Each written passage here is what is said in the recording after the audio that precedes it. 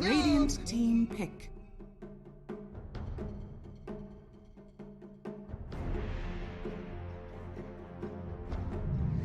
Dire team pick. Monkey King. I mean, that's actually not bad either, considering the buffs. Just more AoE, setup for arrow from the boundless strike. Vision wonder game. if you go the old Radiance build with Eggs, or if you go Battlefield, you know? 10 seconds remaining. It's a good question.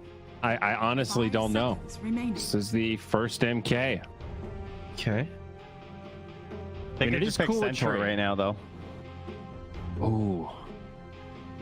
I'm not sure this here is good enough, though. Even though they buff Monkey King, they nerf PL. You know, it's a PL with power. I don't think Sanjanyasha Monkey King is that good. And it just feels like he needs to buy a lot of items here. But we'll see. Maybe if they can get the Lash. I actually feel like the Lash was better, like higher priority than picking Monkey King. I don't think he has something that other carriers wouldn't bring to the table. Yeah, I think they'll probably ban it. Yeah.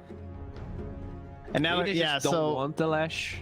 do you Centaur to get everyone out of the Wukongs, even though you have to lane versus the monkey, or do you go for something like a Maybe range? that's why they went for this. Yeah, because of the center. I think it's a really hard lane with the Treant, maybe. Oh, there you go. Oof, that's so good by Gorilla Sprite. I actually think their draft is miles stronger This is than Minomistas really nasty. right now. That's gross. Break on the Inner Beast. Break on the Jingu. Yep. Can be 3. Can be even potentially mid if they try and mix it up with the monkey somehow. Because they might be putting this monkey mid versus the Magnus, right? Radiant team Yeah. ban. Yes. And then you enter this, and yeah, they ban. I think Lesh or Ember were significantly scarier. I mean, they have Viper, and they still ban Ember. True. I mean, this could be 5 Viper, right? Like we saw that once. Yeah. True. Yeah, and Cat really likes to play those different 10 positions. Oh, seconds remaining. wow. You might be right, Zyri. I think you're into something here. It's at least a 5 flex, seconds so something to remaining. consider with these final bans. Uh-huh. Then you take the Wyvern, and the flex is ready. I don't think mag support is like playable right now, so I definitely agree with you. I also think he's Viper. just really good as a core. Like, I think you want your Magnus farming. You want to make use of that self-empower, get some stacks going. That's your whole jam. You can drive the 10 game. seconds remaining. Okay, they take the Oracle down. 5 I don't think it seconds was that good, but no. Yeah, Taking that's the Primal Roar is annoying. yeah, fair enough. I would still want to maybe ban Centaur if I'm being Omisas. I don't know if there's a high chance Gorilla's Pride take it, but it's just so good against Monkey. How do you? You have the Treant, but then you're actually using both spells at the same time, which a lot of times is not going to be like ideal. Yeah. 10 seconds remaining. Is that the new counter to Centaur? Just get Treant? That's why it's good? 5 seconds remaining. The Shard is pretty good, Dire team but pick. I wonder if it's just because of the Overgrowth. So Sure, good Caps against Gyro. It's okay. That would to actually play be pretty Viper good with fight. PL in lane. Yeah. I won't let the Mirana roam very much. Magic damage. 10 seconds remaining. So if it is a 5 Viper, what do they take, like Tide or something? If If it's core Viper, I would just take like Witch Doctor right now, I think. Yeah, if it's I core think Witch Viper, Doctor would look really nice. Earth Spirit. Okay, Oh, so the Earth they- Spirit. So 5 5 Rubik Rubik? then? 5, yeah. Or mid-Earth Spirit? Mid-Earth Spirit? Off-lane mag? It could be. It could be. Yeah, I mean, you could get the 10 monkey off of you, I seconds guess. remaining. That would yeah, be. It's probably going to be Viper mid 5 and seconds off-lane remaining. mag, which is surprising, right? Because I think the lane is kind of hard for the mag. I guess somebody had to kind of get sacrificed a little bit. We might also see musical lanes, though. That's a bit harder to do now with the lack of TPs, and they go back to the Juggernaut like this. Okay. Jug and Monkey together, though. Off-lane Monkey King. Okay, the throw. All right. Oh my god, what are we doing? Some minis on the beast? Yeah. So we're getting the eggs, which is great for the Rubik. And Dismar is taking the Earth Interesting. Spirit. They still haven't figured out everyone else yet, though. Yeah, my Oh, My that's brain a nice hurts looking right game now. 3, I gotta say. this is intense. Wait, what if this is core Rube? No, there's no way. There's no way. It's core Rube. All right, come on, Jeep. Let's see it here. I really don't know, Bowie. This is such an odd situation. If Cat takes the Viper, I won't be surprised. Nah. It's got to be Cat Rubik, Tau, and the Viper. I think so too, but they're obviously talking about something. The other options, it could be. Oh, Greedy Rubik! What? Cat Magnus? That's the Brex special, dude. Cat Magnus? Is that good? I don't know about this. Oh my gosh, this is wild. Because, like, you have this 5 mag, but the only hero that really benefits from it is your Phantom Lancer, and it doesn't really give you a great lane either. I think they ended up stuck with this mag after the Monkey King pick. Oh man, so he's going to be an Empower bot. We got Funky. Okay. A little too funky, perhaps. Maybe Cat can hit some clutch skewers. I guess that's like always been the hallmark of good support Magnus play. Yep. So fingers crossed on that one. I'd rather be the Venomistas, even if they have an off-lane monkey. Potential for this Rubik to become a god, especially since Mini's playing the Beastmaster. So, stealing those axes are going to be a lot of value. But I think their draft is super wonky. I think Venomistas are ahead in this one. There's some OG stuff where you're just like, this looks like a disaster, and they just kind of clown and win. So we'll see if they can go to Clown Town right now. All right. Clown Town, here we go. The debut of Monkey King. Will the Wukong's command be effective here? Bear, we're going to need some help again on this one. Are you ready? Are you up to the challenge, pal? Absolutely, yeah. I mean, looking at these drafts, it feels like, I don't know, it feels like G-Pride have flexed so hard they're going to pull a muscle soon, swinging all these heroes into different roles. I was as confused as the panel was, but we've got a POS 5 Magnus, and it is with a Phantom Lancer who we've seen perform exceptionally well, even after those nerfs, Steven, haven't we? Yep, I think it's a great hero. I'm glad that they went back for it because game 1, it was incredible for them. This time around, they had a different strategy. They went for the Magnus so that Venomistas don't go for the Phantom Lancer, and then they went for the Phantom Lancer themselves. What's interesting though, Gary, is we're in a patch where Monkey King is preferred to be off lane than the Beastmaster, and the Beastmaster is going mid. Yeah. It's bizarre, isn't it? Well, I guess with this Aghanim Scepter Beastmaster can do a hell of a lot. Yeah, I think it's going to be really nice, especially against the PL. It's okay against the illusions. You can kill those things. They can dispel them, unfortunately. But the timing early game where you're constantly shoving the lanes in and being able to pressure is going to be giving Juggernaut a better time farming up behind you. Absolutely. And musical lanes Zyori brought up. Do you think we're going to see that? Lane swaps, TPs around, because it's been a while since we've had that kind of nonsense going on. So I think the lane swapping would only work if they need this Viper to be on the lane with the Monkey King. But because the Monkey King is going to be on the side lane, then the lane swaps won't really amount to too much, I guess. Like the Rubik against the Monkey could be nice, but then the PL into the Juggernaut plus 3 is also going to be really hard for the PL regardless. So G-Pride is going to keep their heroes where they naturally move towards in their lanes. So it looks like we've got a little bit of an FPS problem for some of the G-Pride players. Just going to try and disconnect and reconnect, get back in. It's a very greedy build from the position 5 Magnus as well. Bracer first item as a 5. Oh, wow. Wow. Yep. So, I mean, it looks like he wants to just right click, I guess, and try to get some attention onto him, but I don't know about this one, Gary. Yeah, we used to see, the boots first, even just spamming regen, buying a load of Salves and Tangos and stuff to keep your PL alive. But yeah, definitely going to be an interesting one. Who is he going to be laning against? Because, we see Benny, Nuages, and Jupiter kind of all around that top portion of the map, and it looked like Monkey maybe wanted to go down towards bottom lane. Yeah, they were thinking maybe the Rubik was going to go safe lane, but I guess if the Juggernaut does go top with the Treant, they will be able to get free farm. I still rather have the Monkey against the PL in this situation. Just do the normal lanes, let your Monkey King have a good game. If he's bottom and he's up against like Rubik and Earth Spirit, maybe there's potential for him to die, especially when the Mirana wants to roam around. So rather your Juggernaut just chill bottom, he's going to be the unkillable hero. Let the Monkey go top, beat up this Phantom Lancer, sit there forever, become a secondary core in this game. Oh wow, they saw him drop the word sexy fat. Yeah, Audius and Cat both there. no money from No sentry from the position 5 though. He's got a bracer. And I'll probably know that with that Monkey King there, there's a large number of Beanamista's heroes around. And Monkey King even just going to plant himself on top of that bounty rune spot.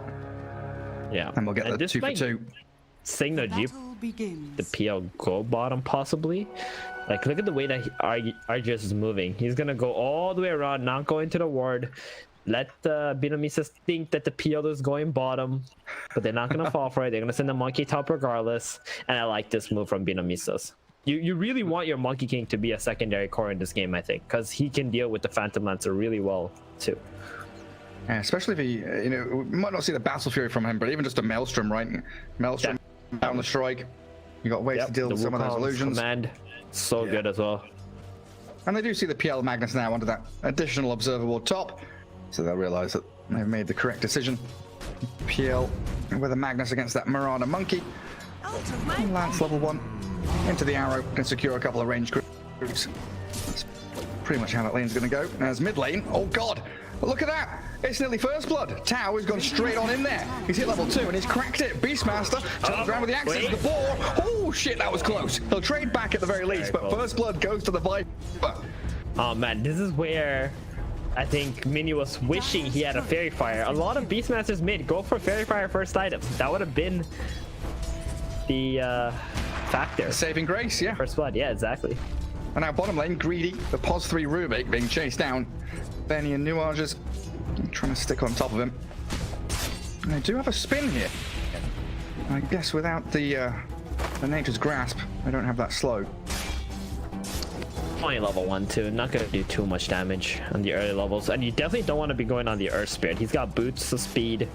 He's very tanky. Sit behind the ES. If you ever find Greedy though out of position, that's the time you want to go. Oh, here we go, Greedy. Oh, gonna dodge the Nature's Grasp. Nice TP. Back. Gets back to You gotta make sure the Nature's Grasp actually lands on the enemy hero. Yeah, you do. And he's got a couple of salves on Greedy there, so he's gonna heal back up. Also looking like he's queuing up. Yeah. Also gonna be queuing up a bottle. So they're gonna have double bottle. Tao with one on that Viper, gathering up some water runes. Counterpart Mini also has one. It doesn't look like the Beastmaster's going to get his hand on that rune. That's nice. If Talking and also go and pick that up. Nope, Mini's going for it now. It does mean Tao just shoves that wave with Nether Toxin straight into the tier 1, and that's going to happen over and over again. You know, already, that Tao has lost a couple of hundred HP, and he's blocking the Beastmaster away from this lane. What is this build from Viper actually? Level 2 Nether Toxin, 1 level in Corrosive Skin, and 1 level in Poison Attack? A bit of everything. Oh my god, I want to puke. That's what Viper's doing right now. Throwing out that Nether This is an Toxin. incredibly bad build. I'm just saying, Gary. Not a fan. You just keep level 1 Nether Toxin, you get your Poison Attack maxed out, that's how you get kills on heroes. Level 1 Poison Attack is an awful spell. It's just 4 damage per second. Like it actually doubles once it's leveled up. That does make a lot of sense. So would you prefer like 2-2-0, or you literally just want Nether Toxin level 1? 1 level in Nether Toxin. You don't even need that spell apart from like the early stages, and even for jungling, 1 level is good enough. I am watching this battle between Cat and Jupiter. I'm keeping my eyes on them. Some funny stuff there. There's, you know, there's an arrow, there's leaps, there's skewer, there's all sorts of stuff. They're kind of battling with each other. Salve and TP. Salve and TP. Yep. He wants to go punish the monkey. To be honest, if the monkey's 1v1 in the PL, that's a huge win. Like Cat, Jupiter should be very happy with just entertaining Cat the whole time. Because the PL would naturally lose his lane very hard.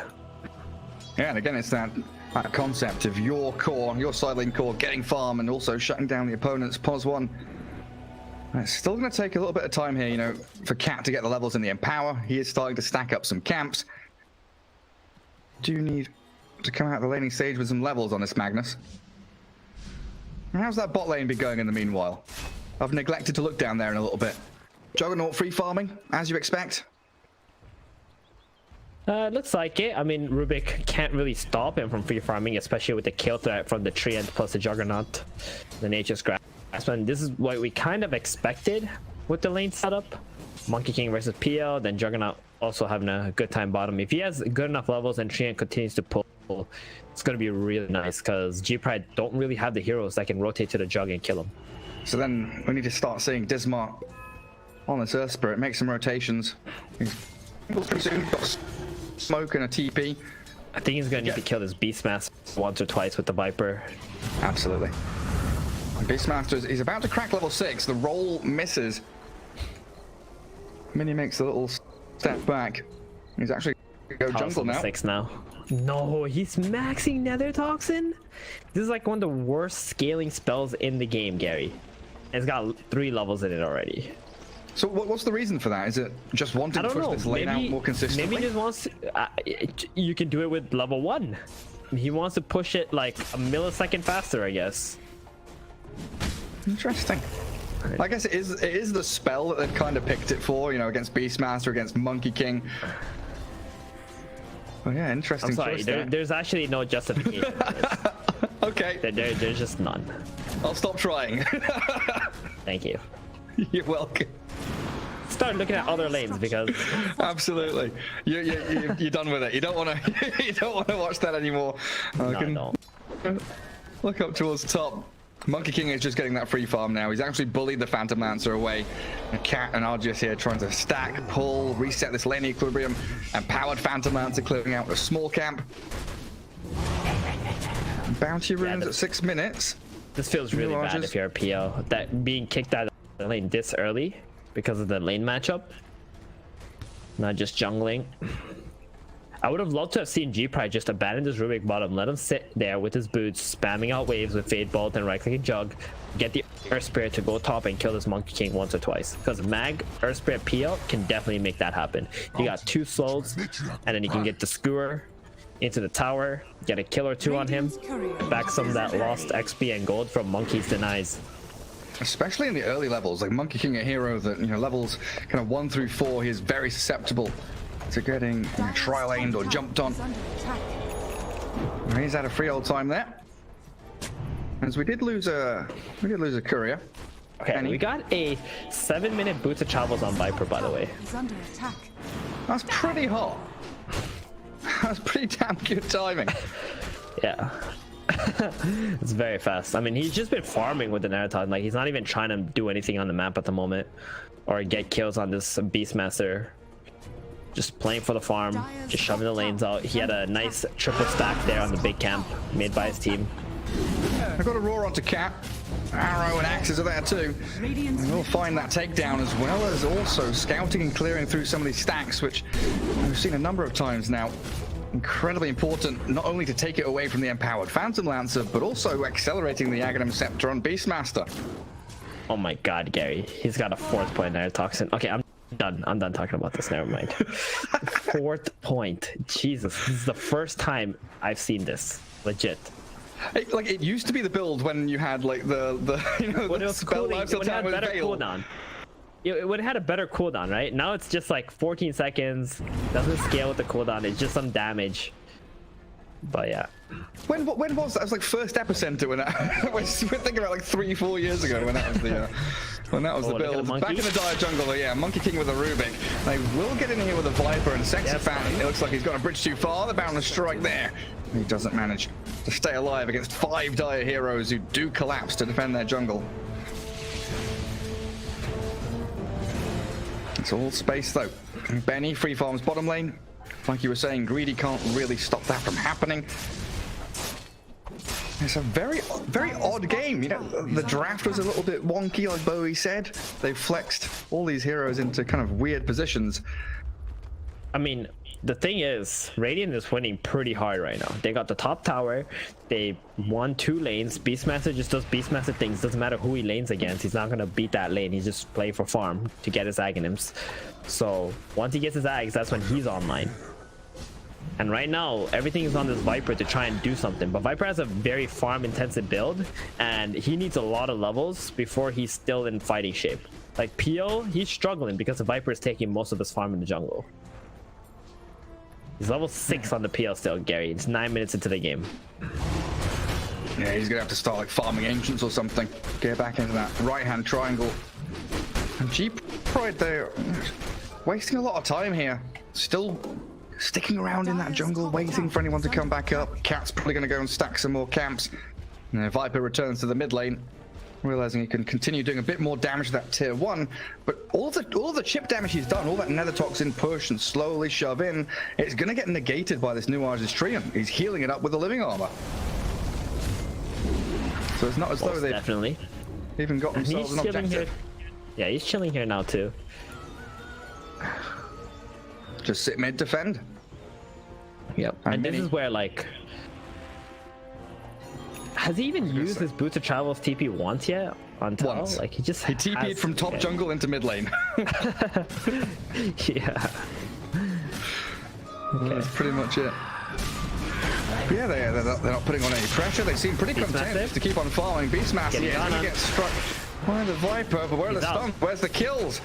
He's just going to TP home. Yep.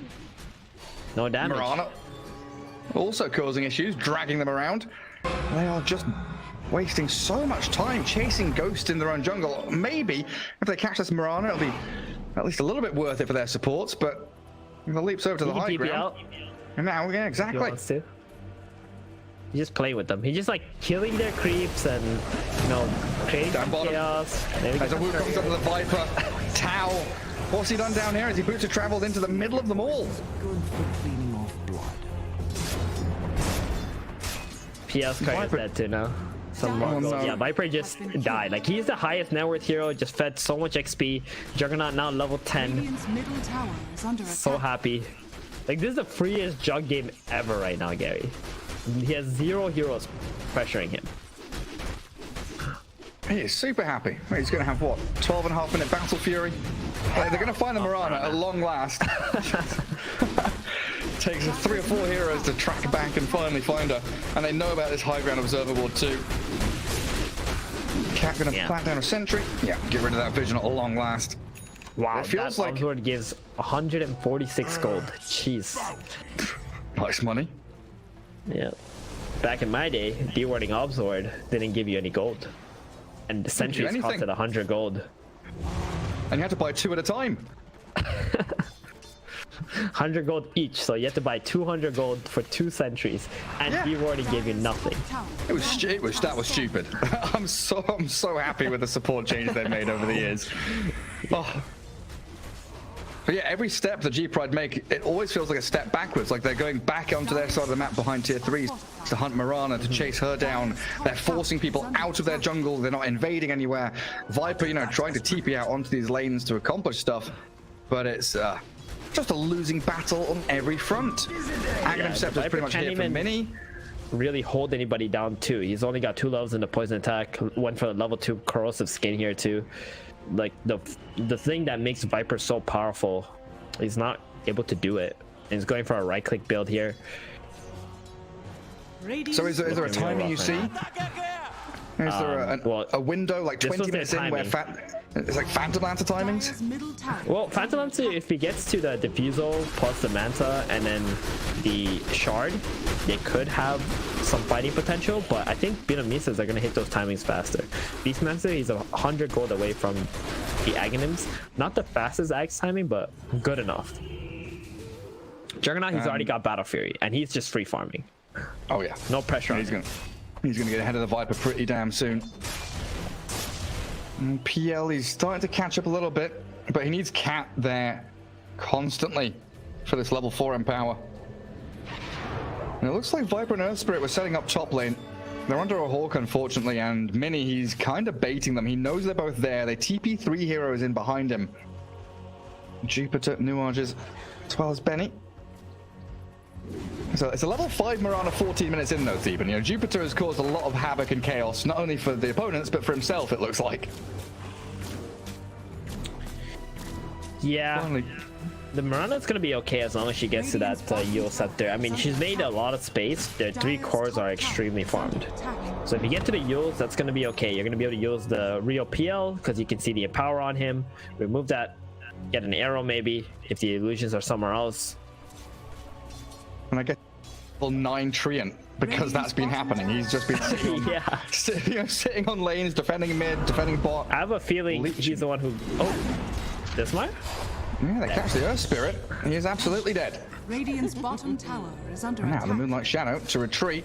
Viper can't get in there. Is under attack. Doing work now for the Beastmaster. By the way, Gary, I played as Beastmaster. I played at position 4. I went max axes, 1 level in Beast, and then stats. And guess what? I had the 2nd highest damage in the game. So not a single. Didn't even bother with Call of the Wild. Nope. Just even for the spam Hawk? axes. Not even the Hawk. Wow. I mean, I got it later, obviously, in the game once I couldn't level stats anymore. You had no other choice. Yeah. Okay.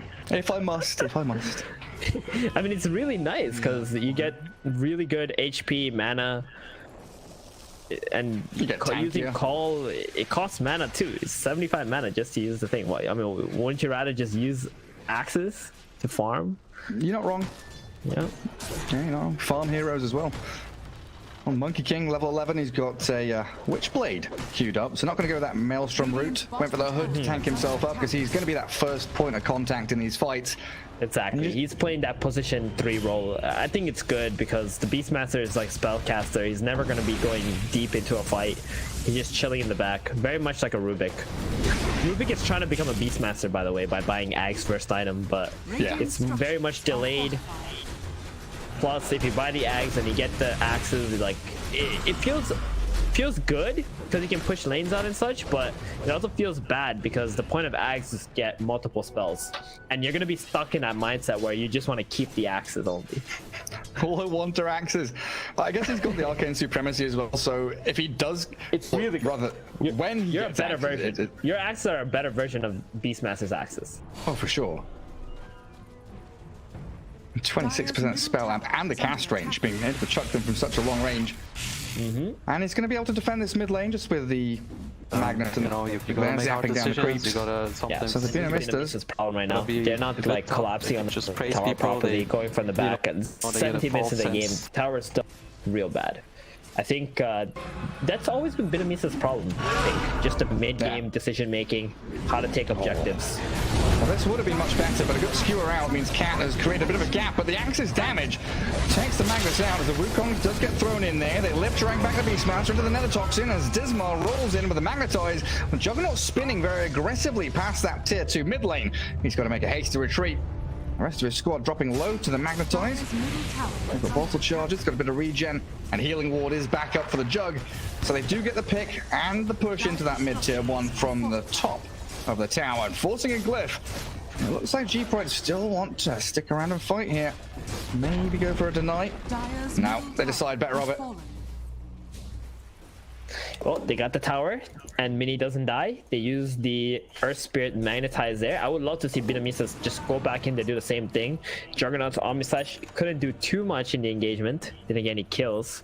But it was nice to have, for Vietnamese, that is, to get the PL and the Viper to go middle and try to defend that tower. Because that means at least when you were making this play, they also couldn't be farming. And they couldn't be pushing they're bottom fighting. lane either. This map is starting to become very open for the Vietnamesters. Top tier, mid to Oh, that top, was is cut. that kind of That's true. I think 30% of the that map can be theirs, also and very- that includes the Roche pit.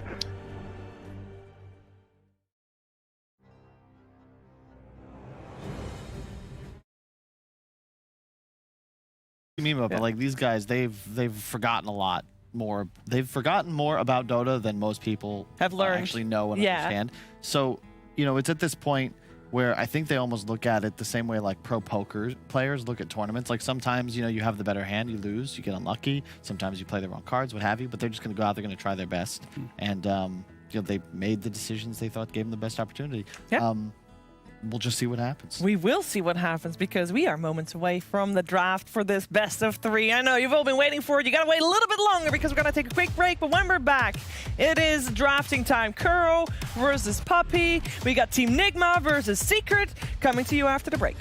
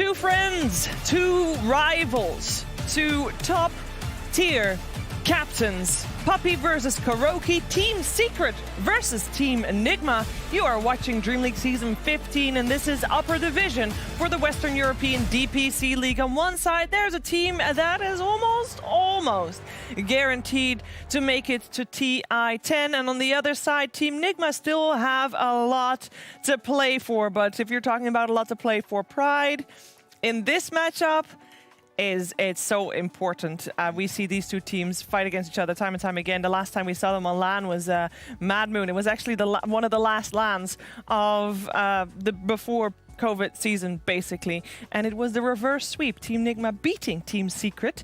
And it was glorious. And I hope that we are going to be able to capture a little bit of that glory in this series, D. Yeah, I think these are the two teams that often kind of not invent the meta, but the teams look at them a lot, right? And the fact that they haven't played any series yet and they get to go up against each other, it just means hopefully the creativity is through the roof. Like we saw Brame in the previous series, they kind of showed up. I'm hoping, Secret and Nigma, they can double that in this series and just show something. The relationship between these two captains is often defined by what they consider like the best out, the strongest on the patch. If you go back to TI9 even, Puppy in his loser interview discussed how basically they lose that series because they didn't value Alchemist properly.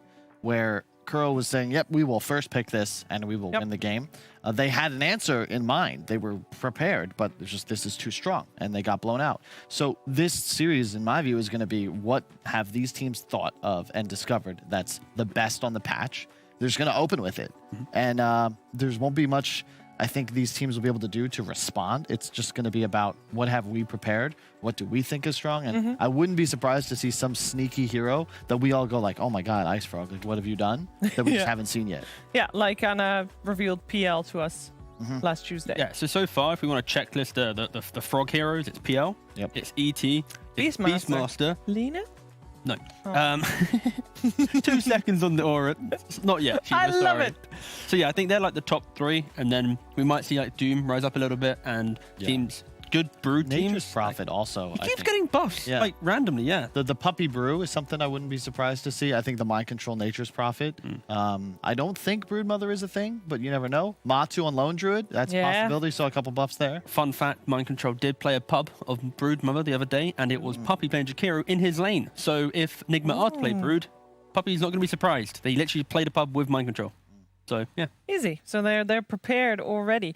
I'm very excited to see this series. I know that we talk a lot about options for Team Nigma to pick up, but they did pick up ILTW. They replaced Weeha. I know from the rankings that all the talent did, most of the talent did, that everybody puts Team Nigma in the top 3. Yeah, basically.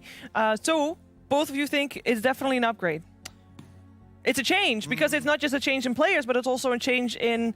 I think it's about what makes the team happy. Both captains discussing reading the room. I think that the foundation of this team for Kuro is Kuro and his relationship with Miracle. What is Miracle confident playing? What is he happy playing? I was wrong, by the way. Some people put them 5th and 4th. I thought they were in the top 3 for almost everybody, but most people actually put Team Liquid even higher. Yeah, surprising. So basically, I didn't even. Oh wait, that's Purge. He got added. There you go, Purge.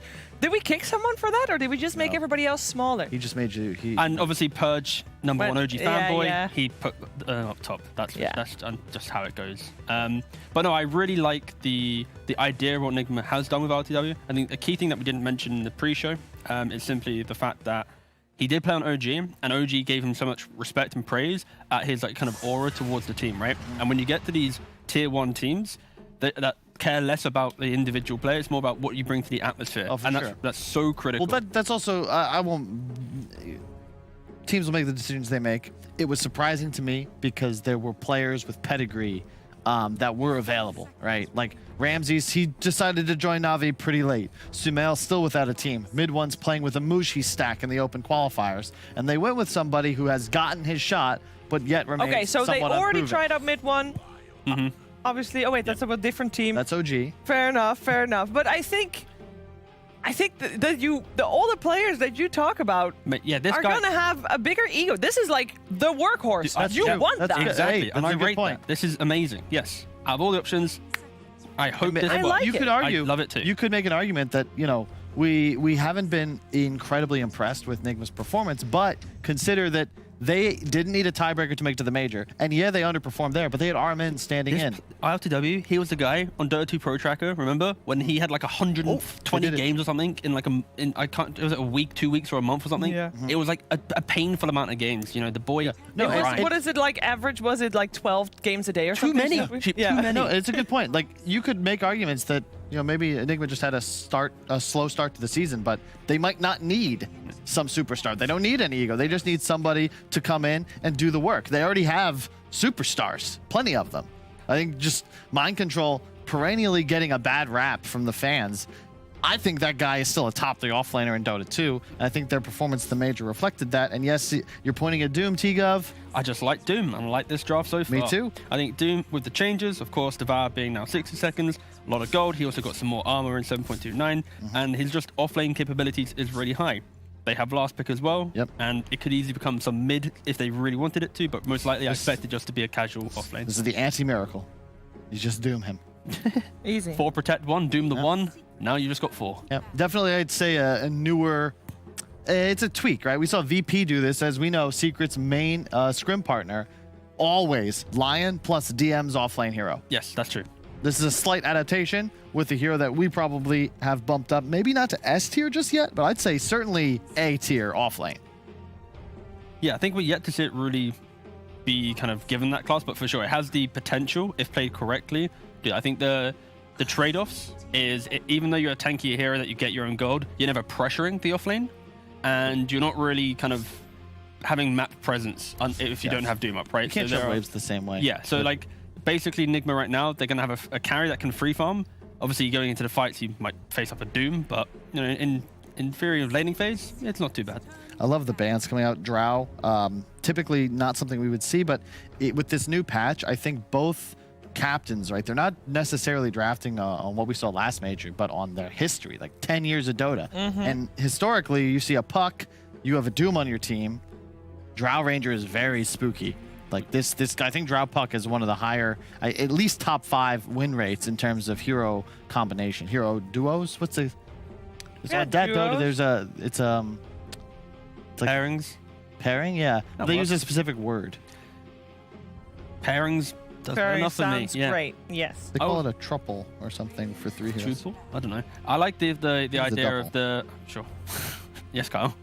The Tusk as well. If it does go into the 5 role, it just bodies for any of these range carriers as well. And that's something you have to look out for, because if this is just a casual mid puck, 5 Tusk now, as you see from Secret's ban, these Drows, these Weavers, even some Deucer, if Miracle wants to go super hard carry, these type of heroes work well. Of course, Miracle. Do we think mid lane is for sure mid puck? Because I mean, just to confirm, like ILTW is a carry player. There's no chance that we're going to see him taking mid. I don't think you'd get ILTW if you're going to let him play mid. Then you would get Sumail. Okay.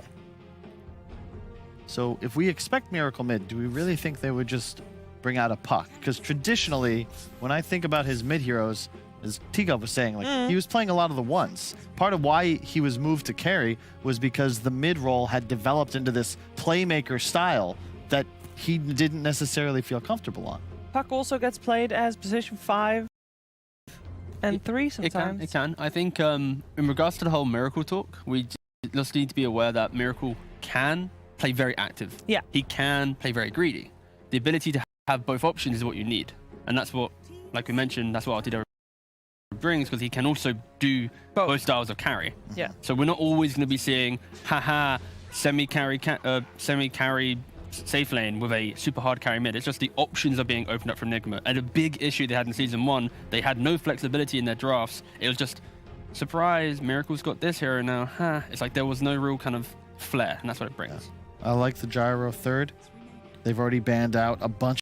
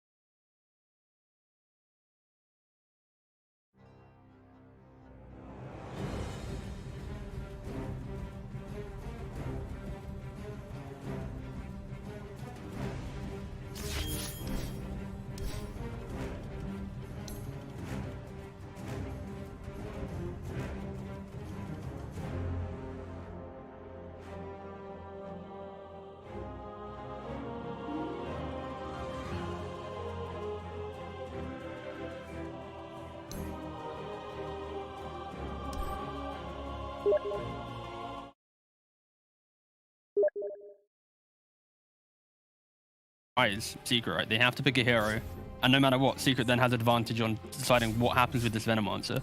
If it's like Venom into most lanes, will be very happy. But dodging the Jug would be like ideal.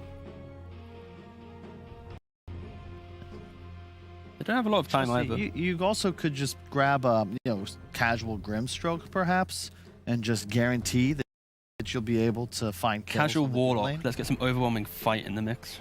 Ugh. That sounds terrible. What did you have against stuns? There's a Grimstroke, yeah. Very casual. It's solid here, and I know we'll likely see then, I guess, the Miracle Puck. Yeah, for sure. Yeah, this is just right now. Really, it's just Puck and Razorbeam and Flex between mid and off lane. Well, it means that the Jug lane should dominate. I think that's key. You really hate playing Doom Lion against a Grimstroke Jug. Like, you're just going to die. There's nothing you can do about it. You'll do your best to CS, abuse lane mechanics, but it will not be an easy lane. In bottom, I keep thinking that top of our screen is Dire, and obviously it's Radiant. Still left into their bonus time, so they can get some time to... Last pick, Secret. No, they got a full minute still left into their bonus time, so they can get some time to think about that if they need it. Is there anything left unanswered with their draft? You said earlier that all their 4 heroes were already doing so well into answering what Team Nigma had at the time. Is there anything left that they still need to cover with their last pick?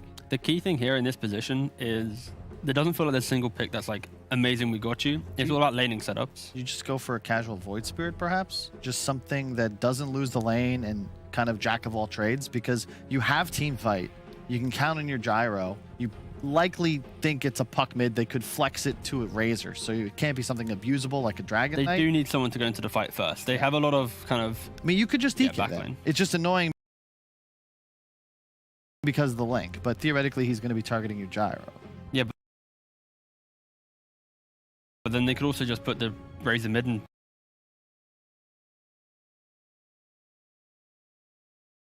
punish that for sure. Went for the bounty. Wow. Okay. All right, let's hold tight. Let's see what heroes are being picked. All right. Yeah, Matu Gyro. It's easy. Off-lane Nice. bounty. Mid Doom. Okay. Position 5 Venom. Very casual. Wow. So this is cool. Mid Doom against Puck's quite nice because you get such high regen. Puck spam and right click doesn't really affect you, and you just out GPM him.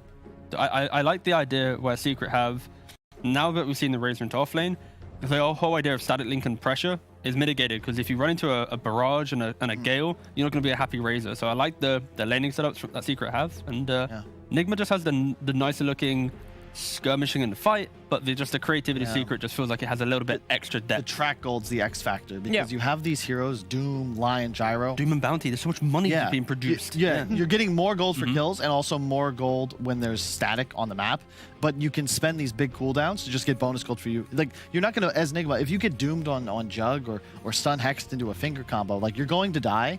There's not really much turnaround. Like, you don't have the team fight to battle. So it's the economy game. This game is so much money is going to get printed. Yeah. How is Team Nigma going to stop that? Because if you guys say it, it definitely has already crossed Team Nigma's mind as well.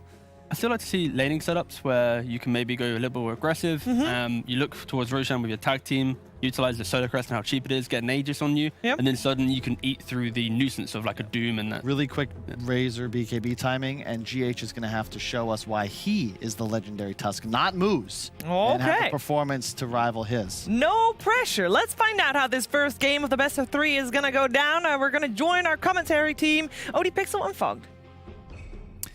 Thank you very much, Stevie. Yes, Secret versus Nigma. I'm OD Pixel here with Fogged. Fogged, what do you make about this? We're seeing some fun stuff come out. The Zai offlane bounty hunter. Over on Nigma's side, we're going to, of course, get to see Miracle back in the mid. Didn't really have the greatest of opportunities to show himself off at the major with the standard they had. Now they've got a roster, the practice. We should be prepared to see some exciting stuff for them. I'm hoping so. I'm hoping we're going to get lots of battling, because what I've seen from both sides is they're going to fight back, right? We have this Bounty, Gyro, Lion, Veno. They're going to be fighting a lot. Nigma's not going to steer away. I really was hoping that we'd get this too. I was hoping we wouldn't get some like Terror Blade, something like super farmy. I want battles. That's what we're going to get in this game. Breaking links, trying to get these successful links, seeing a potential maybe mistakes with some links, as we do have a Grimstroke on the team. And for those who don't know, If you soul bind a target, you gotta remember how that link works. So hopefully they don't mess that one up in some situations versus the gyro. And hopefully we can see what Mind Control can actually do, because his job is probably one of the most important in the overall team aspects. Like, he needs to get these links on the gyros once they get to the points of like these BKBs and big team fights. And he's versus Veno, so there can be some problematic situations where he can get slowed up, not stick on it, not get that link long enough. And we'll see how it goes. Yeah, a real talk here for a second. Why did they buff Doom again? There's a fine line between Why is because people who Why is because they Devour like Doom. now? Devour is in set. It's 60-second cooldown, Fogged. It is? Wait, is it? It is. 7.29 right. B, my friend. It got 10 buffed seconds a little again, bit, that's and they right. made it even better. Now I spoke to look like, at hey, that. have some more gold, and then they're like, oh, by the way, we'll make the cooldown even less. It seems like a dream for these sort of players that are willing to take the Doom mid, like your Niches, your Icebergs. I feel like we're going to see loads of Doom. Yeah, like who needs HP regen reduction when you got When you 8 got armor money. standing next to your tower in the mid lane? Yeah. You got extra money. You don't need that. So yeah, it definitely seems like it's going to be really powerful. And look at Puppy. The heck is this? I guess we got some jungle Venomancer going on, ladies and gentlemen. Here we go. T was excited to see this, and Puppy's going to give However, it. There is All an right. Obs guard watching him. Oh. So maybe not going to be as exciting because maybe the Tusk is going to just walk over and start messing with him a lot. But let's see how it Look at works. this. Actually, if don't look at this, viewers, we know you're very easily influenced by the professionals. This GH is just going to farm this. That's GH is getting more from this than Puppy's getting from the jungle camp. Okay, Puppy's it's gonna nice deny denies. them, though. Okay, Yeah, they're he's all going to right. get the little self-denies. GH, I'm going to watch the important lanes because that, I do. mean, I'm watching this is these being funny, denied. but- Oh, GH, can he get it? Oh, he got it. There we go. Yeah, he's going to get this now. Oh, no, he doesn't want it. Doesn't want it. His his top lane's dying. Oh, no, GH. He was too busy farming plague wards. Well, you gotta get into the mind. You know, Puppy's getting in their head. This He was. honestly, okay. GH was we gotta go farming back. plague wards and Matu dies top. Oh, no. Oh, This actually no. reminds me of like these the TI1, TI2 things. Bottom Zai. Oh, they're in on him. No, they got detection. They don't. So Zai will be fine. He's away. Ring of The regen. sentry's still under tower. They do have it directly under the tower at the moment, so they're trying to zone him away from this creep wave. Since there is a jungle Veno, they have to make sure they push him away from those creeps.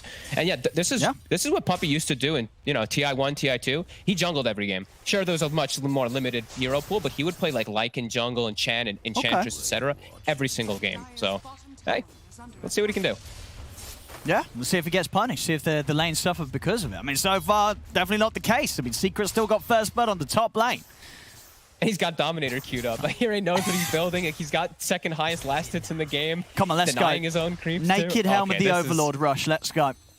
Oh my god, this is going to ruin some games for people for sure. We're going to have lots of jungle Venomancer now. Jack is back as well. For people who don't know, Jack used to love this.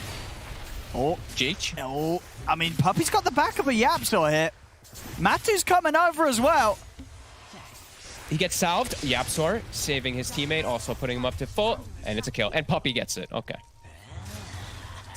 This is gross. Oh, dear.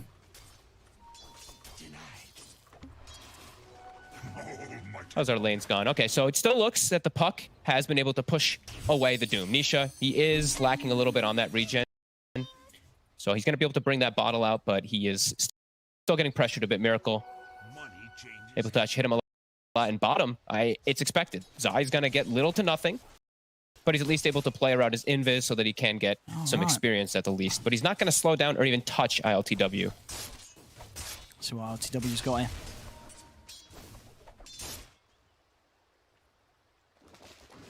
Nisha went to look for a nicer creep, however he couldn't, so he unfortunately has to stick with the envenomed weapon. Not the greatest at all. I can't believe I'm just watching Puppy. You know, Puppy's loving he's life. farming He a Dominator, is you know, loving he's his chilling. life. And this is going to be one of the fastest, in fact, it will be the fastest Helmet Dominator on a jungle Venomancer you'll ever see in professional Dota here. Dude, what if he does get the Dominator too, and he gets two Ancients? Imagine. What the hell what do you just do? There's two Ancients like super early. Like, what do you do? How do you kill the we'll see. Ancients? If you look at Nigma's heroes, do they kill Ancients, Fogged? No, they don't. They don't kill Ancients. No, they don't. They Jump's gonna don't take kill a very long Ancients. time for that. GH. He's looking pretty dead here. They've got the Hex from Yapsaw. GH, he's gone. Another kill for Matt. Oh, maybe not. Oh, they're shot. He's actually okay. All right, GH, ladies and baby. gentlemen, give it a clap. Very, very impressive there from GH. He's not going to let himself go down this time. Love it. And he's full healed up too, so he can come right back to the lane, help Mind Control, who does need that help. He does. He's actually slowed down the gyro a little bit, but yeah, he's suffering a lot. And what's going to be happening when GH has had to sort of keep his eyes on Puppey in the jungle. Venom, they're going to try and get the trap onto Matu, but the sharp block not quite there. Matu's still going to get dove upon a little bit, but Yapsor's making the move over. Radiant's courier has been killed. Zai, at least he can still do this for his team. Get himself the team 200 gold easily with a nice little courier snipe, so he's still getting something. And Puppey, he's trying to work on Ancient, so and stacking him as well. He's got a third highest CS in the game right now. The jungle Venomancer. Oh my god. Mid though, Nisha. The coil comes top lane out. as well. Miracle's already 6. But if we've gone on to Mind Control, Mind Control's fine, and the D mid lane, they'll get the kill. Miracle there with the straight up play. ILTW giving him some respect with the tips. Very nicely done from Miracle so far in this lane. He's actually just continuously putting the pressure onto Nisha, even though Nisha does have these double wards to try to protect himself. The power, the double nulls, too much magic nuke, too much right click.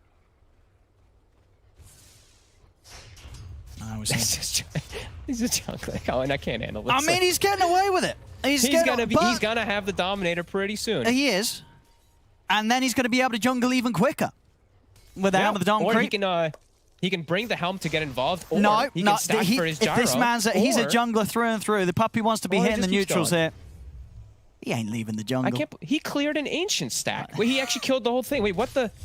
This is great. 6-minute rune. What we got? Haste rune down bottom. It's going to be picked up by Puppey. Excellent. Can get from jungle camp to jungle camp even quicker now. And he's back to the jungle. Look at that. Haste rune helps him get back to the jungle even quicker. Let's bring up the hero Full level tab really efficiency quickly. here. He is the same level as the Juggernaut at the moment. All right. Well, we'll see where things go with this. Nisha trying to steal away a bounty, but GH is there. And that's the other thing too, right? Like he might be jungling, but he's your bounty rune collector as well. So you can't actually really flame him too much. He gets it right at the 6-minute mark for you. I mean, let's be honest. Nice I don't think anyone would dare flame Puppey anyway. You know, he could be playing jungle, whatever, jungle puck, and he's not going to get flamed. He'd probably make it work too, as he's got the Dominator. 6 minutes and 6:55 when he hits to him, just about.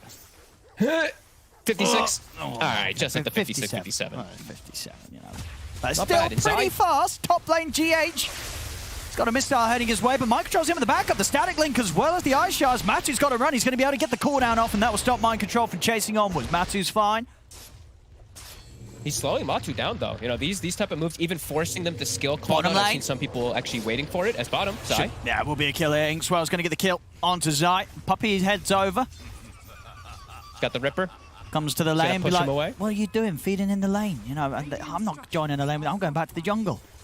Or maybe he can get He's just going to hit ILTW, make him spin. And the thing is too, there's a Venom, they picked this Jug into the Venomancer, so yes, it can work both ways, right? Like Jug, he can not really worry about it like that magic damage and the slow and stuff like that in a lot of ways. However, Venom Ward can snipe Healing Ward in the mid game, which is one of the best elements, I feel like, for Venom when you are playing versus that matchup. As bottom, GH. I mean, they're going to go... He wants Puppey. They are. They've got the tag team. But Puppey's got backup. Matu's heading over. RTW trying to commit with the Blade Fury to take down Puppey, but he hasn't got the damage to do so. He's got a TP out, ILTW. Missile comes in onto GH. They're thinking about diving this. There's Matu straight underneath the tower. The three of them running GH down. TPs are coming over. GH still alive for now. Zai can't quite finish him off. Okay, the Shuriken will do it. The level 2 Shuriken takes out GH. Zai, he's away. And the Ripper is blocking Mind Control off. He couldn't chase Zai down. Zai's able to get out to the side. Kuro's trying to find him with the dust. Zai is already working his way through the trees with the Quelling Blade. Zai is fine. In fact, Zai's got backup. Zai wants to go back in. Moves in over towards Kuroki. The Forest Secrets surround him, take him down. Zai will finally fall. Nisha's going to try and step over towards Mind Control. The ult comes out from Puppey. Dream Coil laid down onto the three of them, but do they actually have the damage to kill them? They don't. Nisha's still good to go. In fact, he's got the Doom ready. He's not even going to need to drop it. Here's Mind Control just dying to the Plague Wards. 2 dead on the side of Nigma. Nisha still alive. Miracle's hunting for him. See if Miracle can find him. He's not going to be able to do so as Nisha's out of there with the phase boots and Miracle's taking damage. He's got to be careful. He's going to fill up his bottle, but they do have that ward behind, so they will see that this is happening. So they're going to know this puck is here. Matu has to be careful. Oh, they've got the snowball coming in. Matu Nisha's still good to go. Zion Puppey ready to turn and fight back into this. The Doom's going to be dropped down on the Miracle. The move over towards the Pug side is going to get the track out. GH will fall. As Secret, they're outnumbering Nigma on this bottom lane. As Kuro goes down, as Shuriken bounces there, Zai takes the two of them. 3K lead now for Secret at 9 minutes in. The track used at the perfect time there. Puppey even skills the ult earlier when the whole action is happening, so he's this jungle who actually has some type of involvement with that ultimate since it's gotten buffed significantly. And Nisha, some fancy footwork. Yeah. The healing salve coming from his teammates as well too. The bottle regenning up, getting that reinitiation. Good move from Miracle, but it gets counteracted quite heavily. And yep, track's online, so these kills just more beneficial. Yeah, big money. Early game already. Just all part of Secret's plan there. Matu, the perfect bait. And Nigma go for it. Tower. They're actually going to set up for bottom. They're going to try and go on Matu again. Maybe this time they'll take him down. I don't know. Nisha's actually here, ready to help out. Doesn't matter. The burst from Miracle isn't enough. They take down Summerman. I'll see if GH will go down in return. He'll burn to the chase of the Doom. Track money. Sucks that they lose Matu, but they get that track. Mind control. Swinging behind with an invis. Wants Nisha. He actually could be able to set up for this. They've got Kuroki in range for that Inkswell, but no. Nisha's going to be careful. Puppey back to doing ancient stacks. Back to the jungle. It's been having a great time. The jungle Venom 107 at 10 minutes in. I tell you what, when I get a jungle Venom in my pub, it's not got that KDA. No, most definitely not. This is some very fancy stuff here from Puppey. And he's going to be holding the shovel, what looks like the whole game, so he's going to be pumping out salves, bounties, mangoes for his teammates too, so it's, you know what, as long as he keeps that for the next, like, long while, it'll be nice. Nisha, he's pretty far away. No, he's hard to go on. Don't quite have the Dream Core back up for Miracle. It's a necessary component if they want to blow him up. And a player who's been pretty quiet this game, Yapzor, we haven't really seen him much, now finally swings toward mid. He's halfway to Blink, he's got level 7, so his finger's online for any of these situations where he does show up for the puck. Zai. We'll see. Oh, they do trap him in the shards. He's looking pretty dead here. RTW comes across, they'll get Zai. Was almost in position to try and dispel the smoke movement from Nigma, so it's him going down, the rest of them getting out.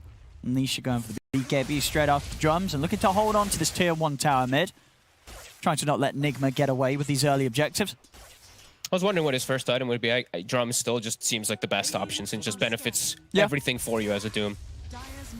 Nisha trying to secure a rune. GH will get it up top though for Miracle. As I'm surprised Puppey's not actually the one even going toward mid. Usually it's like your Venomancers. Usually it's a core, obviously, but usually you see these Venos like sit and set up that defense around mid. No, they didn't even have to. Mid doesn't get pressured. He's able to just continue his farm. Gyro starting to work on jungle a little bit here to catch up. Yeah, we see on the heat map there, Puppey's favorite parts of the jungle to visit, along with that heavy presence on the bottom lane. Those fights that he's already got involved in a lot of action. Involved in 8 of the 9 kills. Matu is gone for a crit. As the first item. Oh my goodness! I didn't expect that today. Nobody expected that. No one expects the first item, Crystallis, but Matu, he's got it. I guess he wants to do as much damage as possible before he gets his damage. It's good damage. I don't even know. It's good. Cheap. It's heavy physical. Cheap build up. If the jug comes spinning at you, you're going to have a good way to punch into him. Zai, again playing sort of the sacrificial role here on Secret's lineup. As he tends to. He's almost got his Aether Lens too, so it looks like he's just going to be playing from a distance, just going for these tracks and shurikens. And we see, you know, ILTW very much aware of the brawl that Secret's bringing to him. We're not seeing this Maelstrom or a Battlefield, any sort of farming item, straight into the SMY. So he just doesn't die, you know, so he's going to be able to run at them or run away from them and have some sort of survivability rather than just being caught with one of these greedier items. Yeah, absolutely. It's just...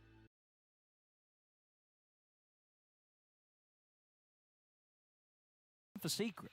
How many Zai has? 100 last 11. So look at that. Oh my goodness. He's nearly got the mech done as well, Puppey. Yeah, he's almost got mech. That's gonna be really nice. Mech pipe this game if he's able to get that as a 5/4, whatever the hell you want to call this Venomancer. It's gonna be great versus the side of Team Nigma. You know, Puck, you can negate majority of that damage, turn it around too. Pretty good. Nisha trying to farm that BKB. He's almost got it. It's close. It's going to be quick. Power that money. Nigma's got to slow this man down. Rolling in with the Devour. Matu, waiting behind the tree. This is a big chase, though. This is a long moving over towards Nisha, and now GH, he might be in trouble himself as he snowballed in. And they're running him down. GH, he's gone. They're bringing more. The entire squad of Secret swinging over. ILTW continue to push top. Kuro's trying to hide, but Zai's found him with the track. Yapso steps in with the setup. We have the link going on to Nisha. And Kuro getting taken down low. Whoa! Finger comes in from Yap. And Mind Control, he's looking pretty dead here as well. Diving in underneath the tower. They're coming in with the TPs. Mind Control, all the stun isn't enough. Still it isn't. The healing ward from ILTW. As RTW comes in, he's able to save Mind Control. Now he's looking to try and run down Matuma Man, but Nisha's ready with the Doom. Turns, Doom drop down onto the Jug. RTW, he's got to run. The Snowball comes in to hold back Matuma Man, but Nisha's chasing him down. Zai leading in as well. The Shuriken bounces there. They finish off ILTW as he goes down. Miracle. He really wants to find Yapso, but Yapso's got the stick charges. Yapso will end up ticking out. Miracle turns towards Matuma Man, but now he's surrounded by the rest of Secret, and another track kill is picked up. And Secret, they might not be done yet. They're looking towards GH. Gale into the Poison Nova. Tracks continue to get laid out by Zai as Nigma's being held underneath their tier 2. That was just a beautiful read from Secret, just knowing that this action's coming. Gyro, Matu, he TP'd so early before any of those movements even happened, setting up for that call down. That was a sick play. And the way that they played around it too, as soon as Matu, he sees Mind Control, he burns the link, he immediately starts running in to go start getting more action. A great fight from Secret, just dancing around, getting pretty much every perfect opportunity for them. It's 9,000 gold lead already. Ooh. This Veno has now surpassed the Juggernaut. Yeah.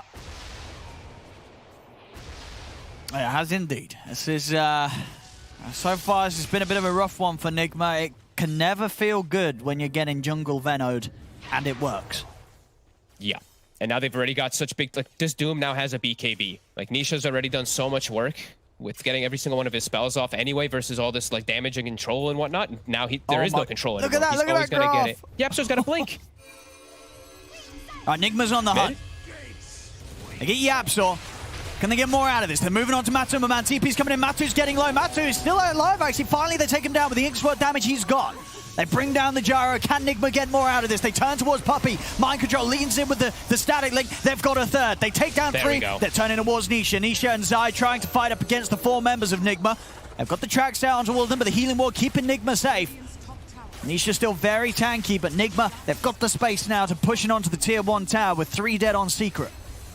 They've finally been able to punch back. Themselves actually starting a fight properly rather than some awkward spell usages causing some chain reaction events. They actually get a good connection with everything here. And finally, gets some breathing room as the Jug now. He surpasses the Veno. Now, TW after the S&Y, he's still going to go back for the Maelstrom. Which is a wonderful item across the board on a Jug. Normally you see it the other way around, but played it smart this game. And it has paid off. You know, you see RTW 2-1 and 2. You know, his game is still, it's pretty safe, you know, the flow that he's got. They haven't managed to kill him more than the once, which is a pretty big thing considering the aggression that Secret has brought, especially when they came down to his lane very early on in this game. No, absolutely. And, you know, Mind Control, he's having a bit of a rough one, the 1-2-1, but he's got the key item. He's got the BKB, so he can just stick onto that gyrocopter pretty much entirely. If they don't have a Force Staff, which they won't for some time, I see Zai, he's going to be that builder of the Force to break that link off of his gyrocopter. But yeah, there's going to be a time for the next few moments where Razor should, in theory, just be able to stick on top of that gyro. Depends on how all these fights kick off, of course, as we've seen Secret really causing quite some havoc with the way that they do approach it. Zai, scouting. That's got backup here, Kuro. Kuro's also got ILTW and GH here. Nisha's still going to try and move it onto Kuro, but Mind Control comes in from the side. He's going to commit with the BKB, link down onto Nisha. Nisha puts the BKB and tries to run. Hellbear Smasher from Puppey takes down Kuro on the backlines. The static link brings down him incredibly low. Miracle's going to be in with the follow-up. Jumps in, Dream Coil, down onto Nisha, down onto Zai. As Nigma, they'll get the 2 kills. Puppey, he's got to be careful. As Nigma, they're still chasing onwards. Is GH going to have any sort of catch? Doesn't look like it. But still, again, another good hit there from Nigma as they take down 2 and only lose the 1 support. Get themselves a big one. A full duration healing ward as well. keeping them up. They're actually going to threaten a Roche here. I mean, with the tag team, they do kill it fast. And Miracle, he's already made the jump on a Puppey outside of the pit. As Puppey, he's got a Shadow Amulet, and they've got the damage to take him down. Yeah, they did. Shards out. The Taker's Life Sentry was ready and down as well. They're back into the pit. Secret, they are going to have Nisha up, but this Roshan's going to fall pretty quick here to the damage of ILTW. Is it quick enough, though? Fall down. This looks a little dicey for Nigma. Like, if they fight after... They've got Healing Ward back up, though. Okay, it's back up. Get it outside the pit. Job might be to go scout that. Here's the cooldown. They're going to move in over towards GH. Jump from Miracle, gets the silence onto the two, and then they burst downside. Now with the Blade Fury over towards Nisha, but Nisha pops the BKB. Turns with the Doom. Drop down, in fact, onto GH. ILTW, he's still got an Omni Slash good to go. The Doom, what was he scared of there? He dropped it onto the GH Tusk. And now they can't fight. They've got it. Yep. A little bit of mistake spellcasting, it seems, Nigma heavily capitalized on in these last 2 moments. They're tip Nisha for sure. Yeah, that was a Doom for what? Yeah, GH more than happily tanking that one. This is going to give them some good timing here to be able to build up these next few items. I think the Maelstrom is probably already coming out. Mind Control, as we said, he has the BKB. And Miracle, he's building toward Lincolns to be able to cover versus that Doom. So starting to get themselves some nice breathing room. Yeah, that 9k lead the Secret had is getting shut down. Nigma keeping it cool, and as I say, ILTW just playing a solid game as Jug, and now coming in from the high ground, Matu, he's not ready for this. They jump from the shadows, and the surprise, it catches Matu, and Matu getting punished a little bit here. Dire's middle tower is under attack. Yeah, he just finished the Aghanims before all this too, and he's died, died again. Zai not really able to do a whole lot in the game, actually. He's just like walking in and just instantly dying. He's a 1,000 HP bounty hunter.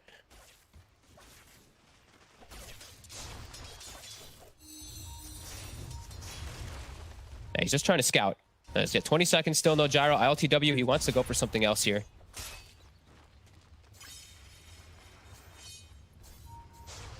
He's going in. Just got to wait. I mean, they're all up. He's walked in pretty aggressively, but he's got a Blade Fury. He's cool. He knows at the end of the day, if he can get the Blade Fury off, he's not going to die. Obviously, keeping in mind the Doom cooldown, knows that it's still not back up for 40 seconds, so he can walk up like that, especially with the Aegis. And I think, he knows it. He's not going to die the once until the Doom's online. I think that's the only real threat at the moment for him when he has this SNY and a decent amount of stats to work with. Yeah, and they still have this ward down, Owen. That ward that they killed Matu with, it did not get dewarded. That's actually a very big surprise. They have so much information now around the triangle, which is usually the hardest place to actually be able to invade like this. I think it was just walking up into high grounds because of this, which normally you cannot do. Miracle. Not going to go in. They do also have that Grimstroke Shard is finished now. Since we've hit 20 minutes, the absurdity will begin. Oh, it's going to be huge. You've got to be prepared for those heals. So it's going to be much harder now for Secret to get these type of initiations onto Miracle. The Lincoln's very good versus Doom, but also quite good versus the Lion Insta-Hex. You have to actually prepare it a little bit differently now. So this is going to be a good bailout for himself and potentially his teammates if he sees an opportunity to throw it on them. Zai, I'll look out maybe for some couriers. Still not quite having the 4-staff online, which is, as you mentioned, quite a crucial item for them against Mind Control's Razor. Yeah, he's getting close. He might get this courier here. He's going to get. Oh, is he though? Oh, he's not. He's not. He's not going to get looking elsewhere.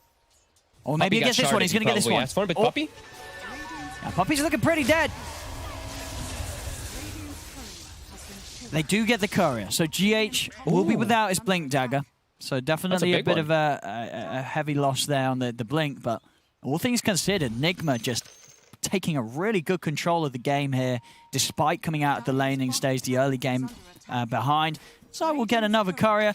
Nigma, I don't think they care too much. They're moving down the mid lane, they're looking at tier 2 towers, and they're saying, what have you got? And at the moment, Secret, they're not turning up for this. They're not going to look to try and defend this tower. I like how together they're playing, and GH, he punches back. He gets a courier as well for himself, so it takes out. Yeah, bit of revenge. I like, Nigma all just sticking together. I think they're recognizing that their 5-man squad is quite a bit stronger. As Secret, they don't really have a 5-man squad. They have like a 4.5, because Zai is kind of not really a hero as this bounty hunter. Level 9 has the offlaner. Kuro, a little far forward here. I mean, missile coming in, they'll drop him with the finger. Yapsol able to clean him up. Bit too far up. Now, Secret, they have their BKB on Matu, so he probably feels a lot safer, and they have the Force Staff on Sai, so maybe some aggressive move gonna come out for them. Still in Aegis, though, 40 seconds, so they don't really want to go too hard overextending, but maybe they can time a movement around that Aegis expiring. Question, Fogged. If Kuro soulbinds 2 targets, and then Yapsor fingers someone that's Lotused, does the target finger both of the soulbind targets? No. Are you sure? I think that might be a yes. I think, you know, you can't gosh. Because he's effectively casting the spell himself, right? So if it's casted back at a target that's linked up, we'll see. You know, we'll keep. We'll see. We'll see. You know. Every time that we always do these like crazy little ones, they don't happen. They just don't. Don't put me in there. Come on, don't do this to me.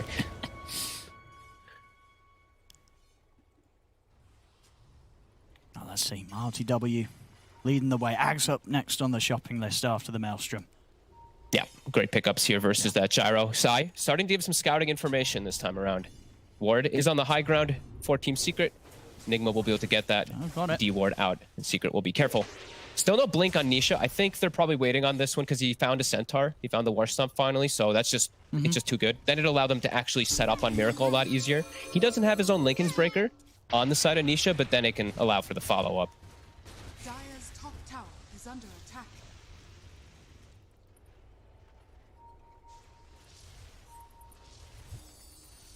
I mean, when the game does slow down like this, I mean, who do you favour the scaling potential of? The Gyro or the Juggernaut? Or is it always going to be a little harder for the team that is up against a Doom? Is that going to have sort of the final say? I mean, I think I kind of have to favor the Jug because there's just a bounty that's literally a walking track. He's just like walking 4 steps and tracks for a lot of the game, so. But Gyro does have the better farming item, though. He has the Aghanims, so it's like... And how the level's looking. Gyro, level 19. It's close. RTW is just a level behind. He's just a level behind right now.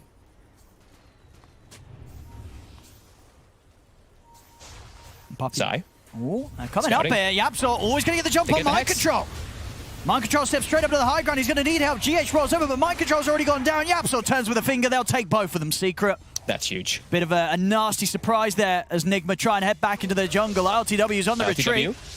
Should be fine here. No measure to close the gap up to the high ground, so he'll get back, but 2 free kills there for Secret.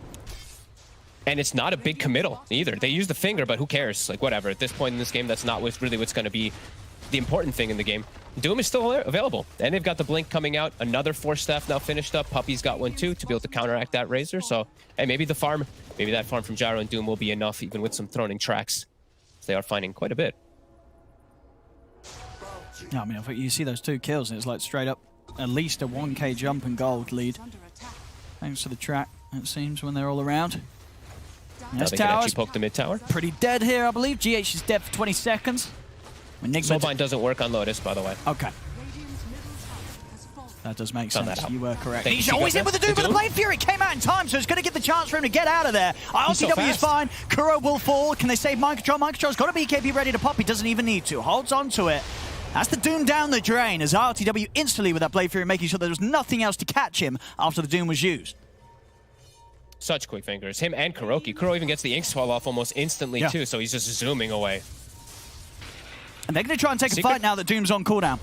Mind Control coming in with the wraparound. Nisha's going to look for the jump up to the high ground, but Mind Control's in. Gets the link off onto Nisha. Yapsor able to hold back the 2 of them with the stun, but GH is in with the snowball. They're trying to bring down the Doom. Nisha's getting low. His Dream Coil in position. Mind Control puts the BKB, gets out to the side. RTW in with the Omni Slash. He's cut down Nisha. Over towards Matuma Man, but Matuma Man, he's out with the BKB. He's on the run. RTW turns, takes down the homing missile. GH also pretty low. Miracle's going to jump back over to one side. Blade Fury back up. They try and chase Bazaar with the 4 staff. He's up to the high ground. Puppy lays down the Poison Nova. Illusory orbs available for Miracle to jump out to the side, but Kuro does not have a similar measure of escape, so Kuro will fall. Miracle ticking down to the poison, but RTW able to offset that with the healing ward. Nice attempt there from Puppy trying to go for Miracle there, but yeah, healing ward. Plus he also has Nether Shawl, so lots of magical resistances. Decent fight from Nigma though, but yeah, Secret's still showing they can turn as soon as those spells are committed from the puck in particular. It's still scary. Daedalus stun on Matuma Man, so the damage he does in this fight, these fights coming up, it's going to be pretty wild. Going for that He's so satanic next protected as too. well. Like these double force staffs, even like the little builds from Puppy, sure, it's like even like the little things from Dominator that'll give you the benefits, and just this mech, these glimmers and stuff like that. They're throwing so much onto Matu. Not seeing the same being thrown onto ILTW. He doesn't have the same type to be able to buff him up. Wondering if anyone's going to build Solar. I keep checking. I'm assuming Zai maybe eventually will, but we'll see. Or Puppy. As we do have an Ags now. So Ags Puck with a Razor, that makes it a lot harder now. The Gyro can't really break away. They have to get these better links though. Mind Control has to find Matumba. RTW is going in, but they're here. They're smoked up. RTW, he's going to get the Blade Fury off. Starts to back over towards Yapsor. Dreamcoat down onto both Yapsor and Matumba Man. Matumba Man pops the BKB. Yapsor will go down. As now the BKB surely comes down. Mind Control, he's got the link off. He's staying on top of Matumba Man's Gyro. Zai will be able to force Matu back to safety. They now try to focus Mind Control. Nisha trying to bring down the Razor. Inkswell buff, not enough to keep Mind Control alive. As Mind Control still falls. Secret, they get 3, and now they're ready to chase on for more. Nisha, he's found the Doom down onto ILTW. See if he can continue to chase him past the tier 2. Doesn't want to. He'll back off. But again, Secret. Titan Sliver and SNY. So that Doom does not last nearly as long as it usually does. Miracle, though, still getting slowed. Still being chased. Should be all right here, though. Able to jump a little too far. Secret to keep on chasing RTW. He's trying to farm some Ancients, but Zai's got his eyes on him. And in fact, whoa, just a Swift Slash. Just a bit of a tickle. The real deal, Omni Slash, still ready to go. These are such crazy fights. The Doom actually comes up right at the last second there. Doesn't get them that big kill, but man, Secret somehow still coming out with the lead in these. ILTW just charging in to start that fight. Maybe a little bit awkward for them just approaching that angle. They didn't have the Omni Slash for the last fight. Now they will. They did not. They're going to try and go for the Roshan again. So this window where Doom is on cooldown for 80 seconds. That's the big one that they're keeping track of here, Nigma. Zai's counting this out. That's going to get a jump on ILTW. He needs help, and he needs it now. GH, he's in with the snowball save. That's going to be enough to allow ILTW to get the Blade Fury off. Matu committing him with the BKB and the flat cannon, but the static link's there from Mind Control. He's taking a fair bit of damage, and now they're in with the slash over towards Matumba Man. ILTW has found his target. Matumba Man will fall. ILTW gets the kill, and now he's going to turn towards Puppy. Puppy trying to glimmer himself off to the side to safety, but Miracle and ILTW, they want to chase. ILTW, can he get in range for a Swift Slash? He's going to have that movement speed. Swift Slash up in a few seconds. Puppy, he's not going to stand much chance. Whoa, whoa, the glimmer. It doesn't matter. Blade Fury. And can he bring Miracle down in return? Miracle's going to tick pretty low to the poison, but Miracle's fine. Back in the river. Zai's having some fun with Kuroki, but Kuroki, he's brought a friend. GH jumps in, comes in with the uppercut onto Zai. Zai still trying to get in onto Kuroki. Can he get the kill? He can. Zai takes down the kill.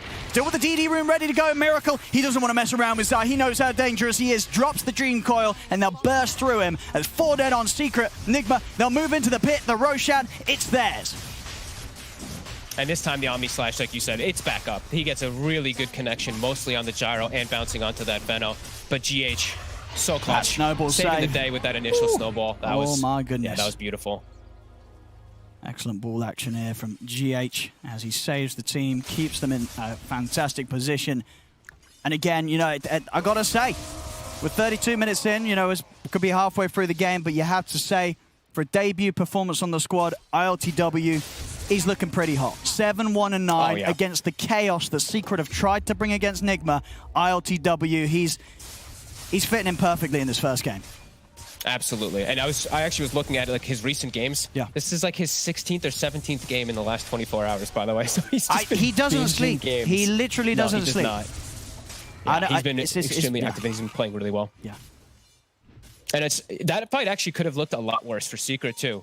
They actually only got the last 2 cleanup kills because of Zai. He actually finished off that Razor and he finished off. Yeah, he was still just in the river fighting them. Yeah. Getting close to some big pickups though on Secret. Yapsor, he's got an Aeon, and now we're seeing like double Lotus Orbs being picked up soon on their hero. So, you know, that Razor link, it's going to start getting addressed. There's also going to be much tougher times for the Omni Slash / Swift Slashes to connect properly, as they are all going to just continuously get Lotus if there is 2 of them. Dire's bottom tower is under attack. We'll see that on the replay again. We'll get that beautiful save from GH as he comes in, gets ILTW the opportunity to get his Blade Fury off. And just really nice moves as RTW backs out and then sees the opportunity to just charge straight across the fight towards Matumba Man and find him in a vulnerable position where Secret can't do anything to save him. Yeah, and the itemization from Mind Control definitely coming into play both times now that I've seen. The Blink and the BKB, he's literally, like we said, his job, get on Matu, stick him. I think he got like 130 damage in that last fight. You're feeling it in every single one of them. So yeah, Lotuses, we're going to watch when Secret does get those, because as we said, that's going to change a lot of how these fights are done. There's going to be lots of crazy plays between reflecting links, reflecting snowballs and whatnot. That's another timing for Nigma. They've got the Cheese, they got the Aegis, they got a Scotty. ILTW feeling really good. He also, you know, I pointed this out quickly earlier, but the double status resist is really paying off for him right now. Yeah, he's a tough target, especially against these abilities, you know, the Venom and the Doom that do rely on sort of the longer durations of debuff. It's going to be shut down by this build. Of course, that's become as pretty much every game on Jug. This is the way to go, SMY. Yep. One of those items that didn't really get turned down too much in the patches. Ooh, 4 attack speed. Ooh, definitely not. The jump. Oh no, my attack speed. Doom, he's got to actually get dropped down here onto the Razor. Mind Control is going to be the Doom target this time around for Nisha. Slashes are still available from ILTW, so he'll be able to cut down Yapzor. Mind Control is going to be able to walk out the fight whilst the Doom's down on him. ILTW moves in with the Blade Fury onto Nisha. They've picked up the 2 kills. Again, you're just sort of prepared, and we're really starting to see it's hard for Nisha to find the good Doom targets. Nigma's normally ready for this. Especially with ILTW on the front lines with this Aegis and Cheese, it makes it quite impossible, as Secret committed everything there. RTW's got a Swiss Slash good to go. They're going to make the jump in onto Matu. Matu's trapped in by the shards. He's going to have to put the BKB. Turns towards RTW. RTW committing in with the Swiss Slash. Matu, he's trying to run, but can they take him down? They can't. Oh, he's going to get saved by the full stop, but no! The reach there from Mind Control as he catches him on the end of the ring. Nigma. ILTW just really pushing it with this hero. That was such a nice usage of Aegis there too. Just getting a kill onto the gyro. They can continue this push now too. Everyone full HP. How do they stop this? Nigma up into the base. 2 dead on Secret at the moment. Matu's out for a full 60 seconds. Has got a buyback if he wants to use it, but they're just losing the mid-racks for now. Dream calls down on the 2. The Miracle jumps in with the silence. Matu's going to commit with the buyback. Straight back in action. He's going to look to try and help them hold. We'll push Nigma back for now. That hurts. Yes, the buy. How much time did he have left? He didn't have that much. It was still a full minute. About 50 seconds at least. No, it was... Okay, cool. So... Still hurts. Gets his item timing completely shut down. Now Jug and Puck have completely surpassed him, and I believe, ILTW about to hit level 25. We have Miracle level 25 already online too, and we're seeing that damage. Now I see Miracle, he's actually switched. He's holding both the Ceremonial Roam and the Psychic Headband, probably 2 best Puck items you can get early on. He can break his own coil with that Ags. He's got the extra amp. Zai. I mean, he's got Yapzor here, but it's kind of just the 3 of them. Zai's dead, and Yapzor, he's going to be soon to follow. That Eon Disc is not going to get him out of it, or is it? Or is it? Oh, it is. Oh my god. It is. It did. It didn't. It did not. He died. 322 gold. Love it.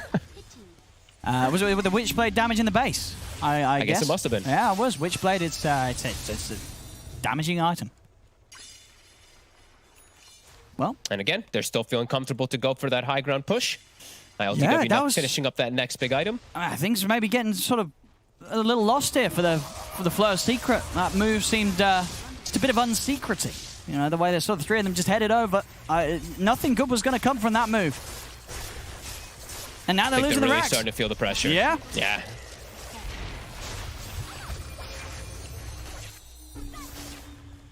That's the mid-rack's gone. Melee racks at least. Nigma, they'll take it. Now the net worth pretty much even. Well, that's going to be feeling pretty good, especially against a team that did have the bounty. Had that track gold benefit. At this point, though, that's not showing at all, as Nigma have just done a really good job of taking back control of this game after the Secret was sort of bringing the chaos early. It doesn't matter. Nigma's just kept their cool. And their course, I mean, Miracle and ILTW in particular is just having a fantastic game. 10-2 and 13 on Miracle and 10-1 and 11 on ILTW. Exactly what you want to see in a game. You know, your Razor, sure, he's got 6 deaths, but he's doing his job as well. Kuroki's got 12. He's doing his job. Yeah, that's fine. Oh, some nice items. Timeless Relic and Spell Prism for the side of Nigma. Woohoo! Oh, baby. Yummy. Spell Prism for Miracle. Secret also getting the nice ones. Trickster Cloak. Just did get nerfed a little bit. Not quite as broken as it was, where you couldn't dispel it. Yeah, Timeless Relic, Grimstroke. That is, oh my god. The Ink Swells in general, it's just going to be ridiculous now. On top of what they already have been. He also now has finally finished up an item. Kuro has a Lotus too, so it's just going to be so hard for Nisha to ever find a target properly. Secret will find their own spell prism, but the battle's coming to them. Matu. Oh, he's been found. They've made the jump on him, Matu. The Lotus? It's going to save him momentarily. He's inside of the snowball. And he's still very, very low. He's been linked up. They're trying to force it to the side. RTW's in with the Swiss Slash, Omni Slash over towards Puppey. Takes down the Veno. They get the jump over towards Matu. Matu's out of the game for 2 minutes. No buyback. As he is dead.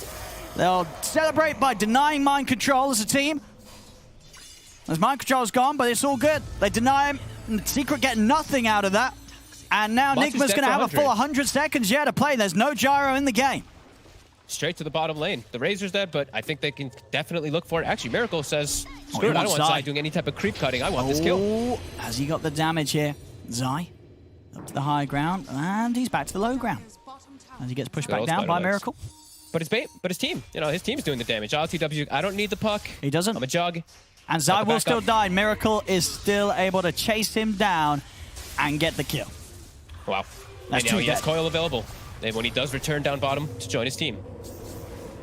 RTW he's ready to run in and look for these kills. He wants more to pad up his KDA. They're taking their axe. The Secret with just 3 alive. Not really a whole lot they can do to stop this.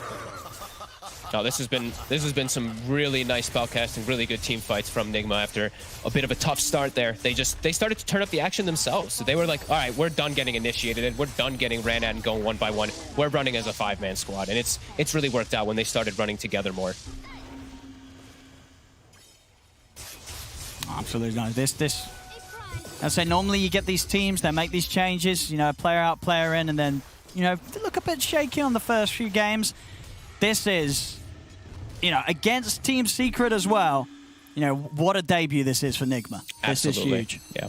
LTW is looking like he's fitting perfectly with the team. This guy, we've seen him play so many times before. He's also got a massive hero pool too, so I'm looking forward to see what other stuff he can play for this team, because this is just an excellent display for this team right now. Oh, who's getting the Ags here?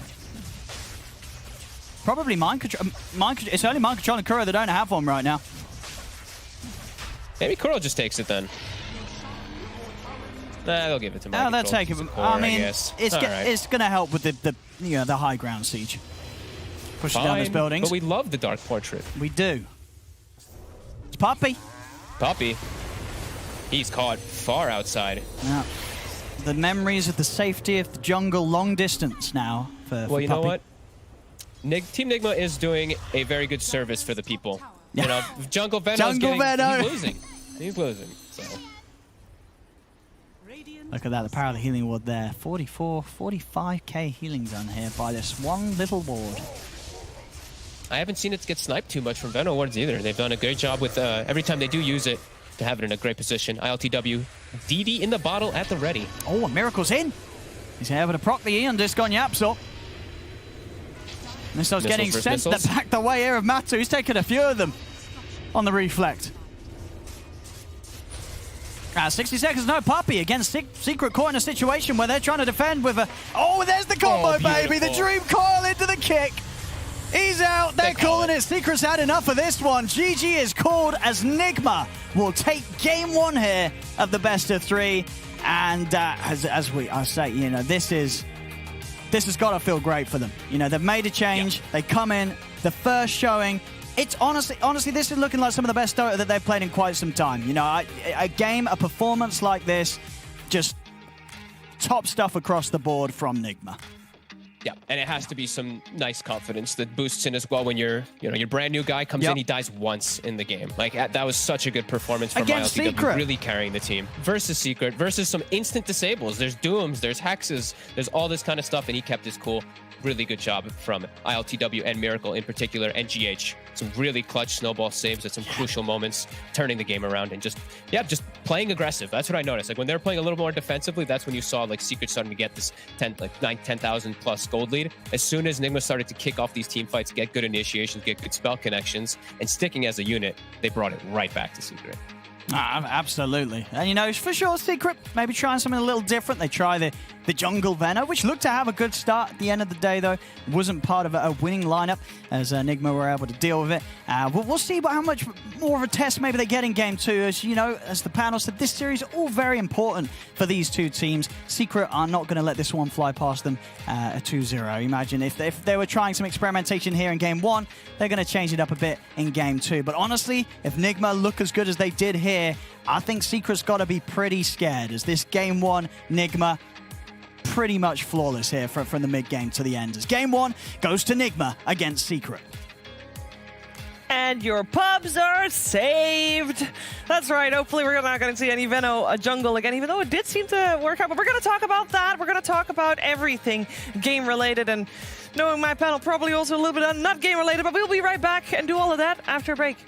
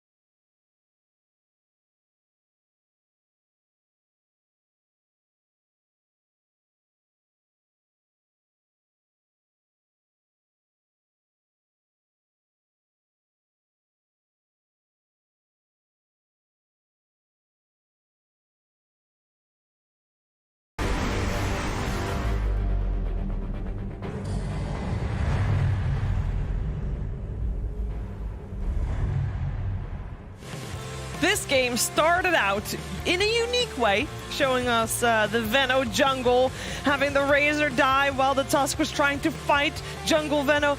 And we thought Team Secret had a great start. And to be fair, they did have quite the great start. But turns out Team Nigma, when it comes down to fighting, they are very much on top of things. And they were able to fight and claw their way back into getting that lead on their side again as well, and then closing the game out with the W for them. This was, of course, the first game for both of these teams in the DreamLeague Season 15 season, Western European DPC League.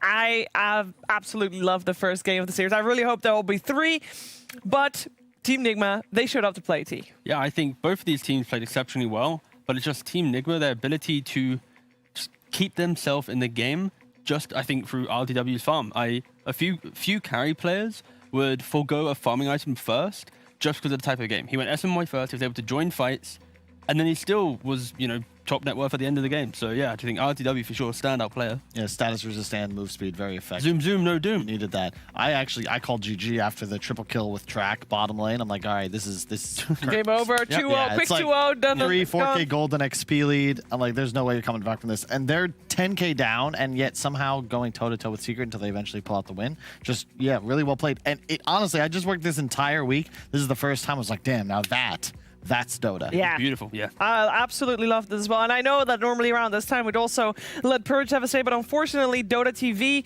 not working. Also a slight fortunate for us because we just reached our highest viewer numbers yet, probably partially due to people not being able to watch the Dota TV for that game, but hopefully it's fixed for the next game. It's not on our side, it's on a small indie company. Yeah, it's not our fault.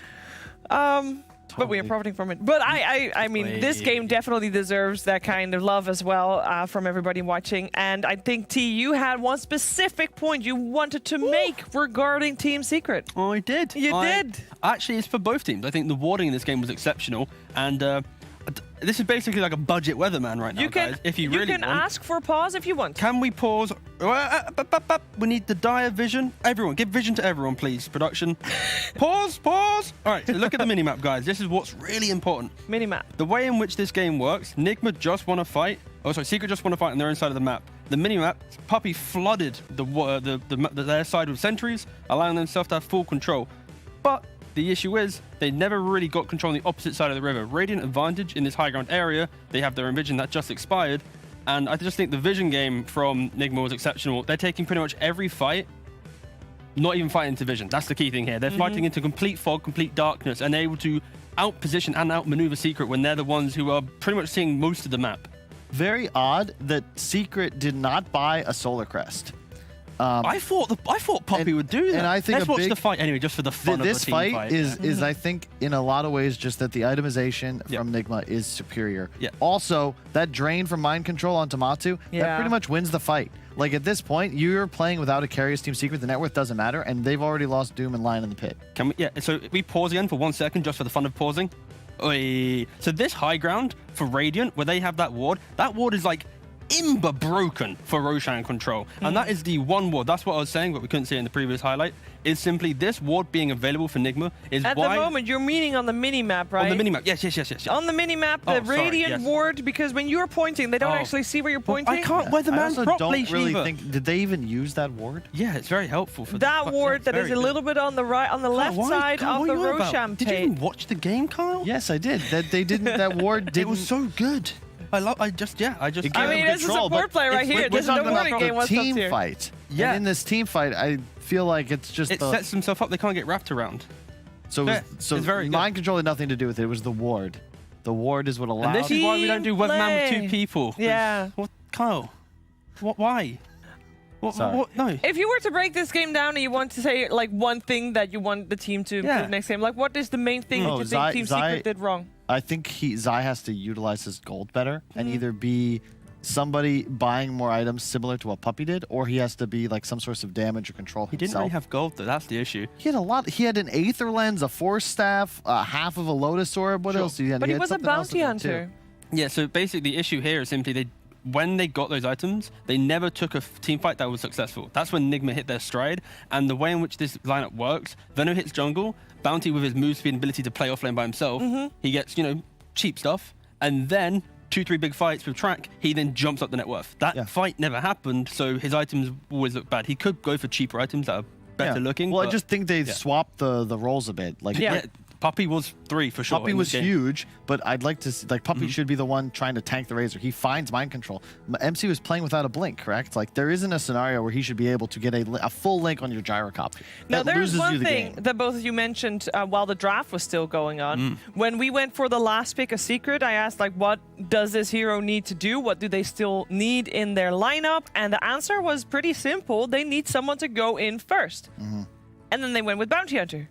Definitely doesn't want to go in first. Was that a problem you felt like then? If you're talking about roles, because does Venno really take over that role?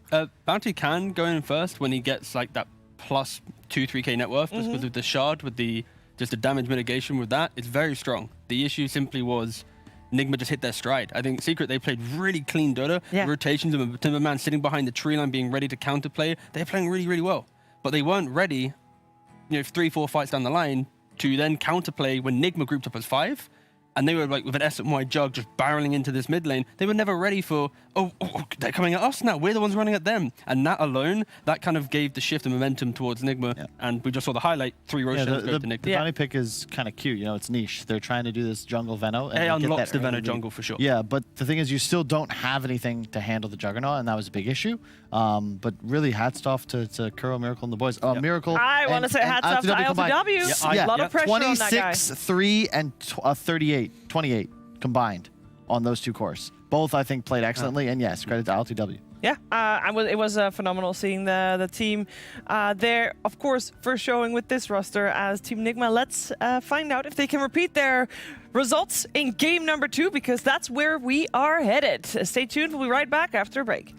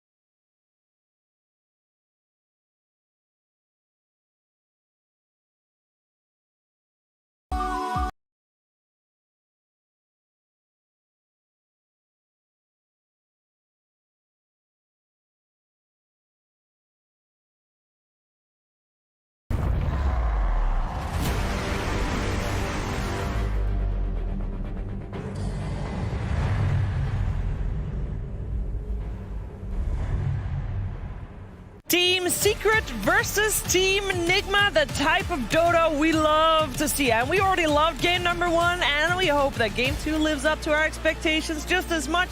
We're ready to show you the draft all ready for this game 2 of a best of 3. You're watching DreamLeague Season 15, powered by Intel, joined by Kyle and by T-Gov. And, well, I know you like to see us, but you're only going to see it for a short, snappy second because the draft is well underway, and I can't wait to see what's happening. IO Gyro! Oh, love it.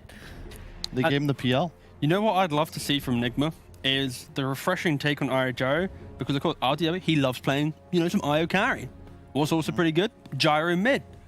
What makes this combo good? Maybe put the IO in the safe lane, the Gyro in the mid lane, you pick a strong lane to enable the IO, and now you have a really big mid-game orientated draft once again. Or they can just go support IO with GH, sure. A thing, IO... What was the discussion? If it's core, it wins. If it's support, it loses. Pretty much the rule. Pretty much the rule of thumb, yeah. But how does Carry Wisp fare against Phantom Lancer? Because that doesn't matter. PL's always picked on the other team. Never mind. Yeah, for a second there, I thought it was banned, but it was banned previous game in the first phase. Yeah. So I think it depends. It fares well because of the gyro. I think they, if in this weird scenario that I proposed, if it is to work, then the IR and the gyro complementing each other. A lot of magic damage coming out to deal with the likes of a PL. But let's not get carried away with the kind of that weird iteration. Okay, so can we learn anything from the bans of the Timber, the Abaddon, and the Lesh? Or are those all just heroes that do okay against protecting PL? the Phantom Lancer? I think the Abaddon is just because they respect it with a core Wisp so much. But for the idea of what Nigma brings to a game, they're all heroes that allow for mid-game snowballing, kind of you centralize your draft around it. You know, Oracle enables the Husker, the Troll, the +1 to go in. The Tusk is just insane damage and Roshan potential. Timber, Abba, and Lesh, they're all exit the laning phase. They're just accelerants to just map pressure because they're crossing the river and doing stuff. So yeah. They have Phantom Lancer. You ban Timber Lesh. Sure, and you ban Timber Lesh. I'm just giving it a better way of saying it, Carl. You gotta. I feel like I'm an 8th grade English class. You know, you got to write that book report. We're like, all right, well, it's really only worthy of a Cliff Notes, but we've got to finish the full 2 pages. Yeah, the 2 pages. Sometimes it's kind of cool. The ET. Oh, yeah, this is a favorite once again.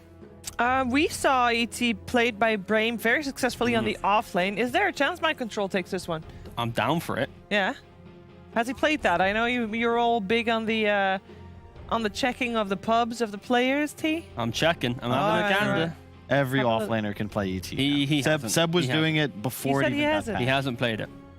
On any of his heroes? Mind Control, no. He has no Smurfs? And doesn't have any Smurfs. Smurfing Mind Control is an honest man. Offense, yeah, he's Kyle. honest. Wait, is it really? Yes. Yeah. There's that guy. He's always streaming like I know, accounts. and he's about to get literally banned. boosting accounts. We're getting through the banning. Yeah, process. you know, there's a lot of paperwork. He's a lot of admin. Right. A lot of admin. Quick draft though. Snap pick center into a snap pick center. That is an interesting point though. Like, shouldn't pros kind of have to Smurf?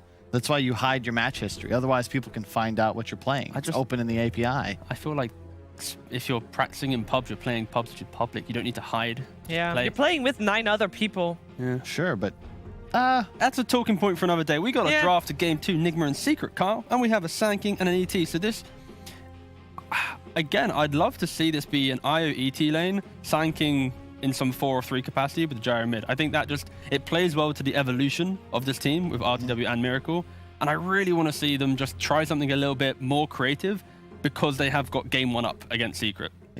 Sand King Core is quite nice against the Phantom Lancer though, with the cost build. It is true. Yeah, you just play really aggressive in the lane. I just don't really buy it. I have yet to see Sand King have a ton of success. I feel like we've been saying this for like a decade. Yeah. Like, it just doesn't seem good ever. He needs the 4 to do a lot of work. Like, he needs that Willow, he needs that Murano if you care about lane but not the game. Like, you need that +1 to really take the fight. So far, I feel like, you know, we've seen a lot of these mid-game team fights, especially true of these 2 teams.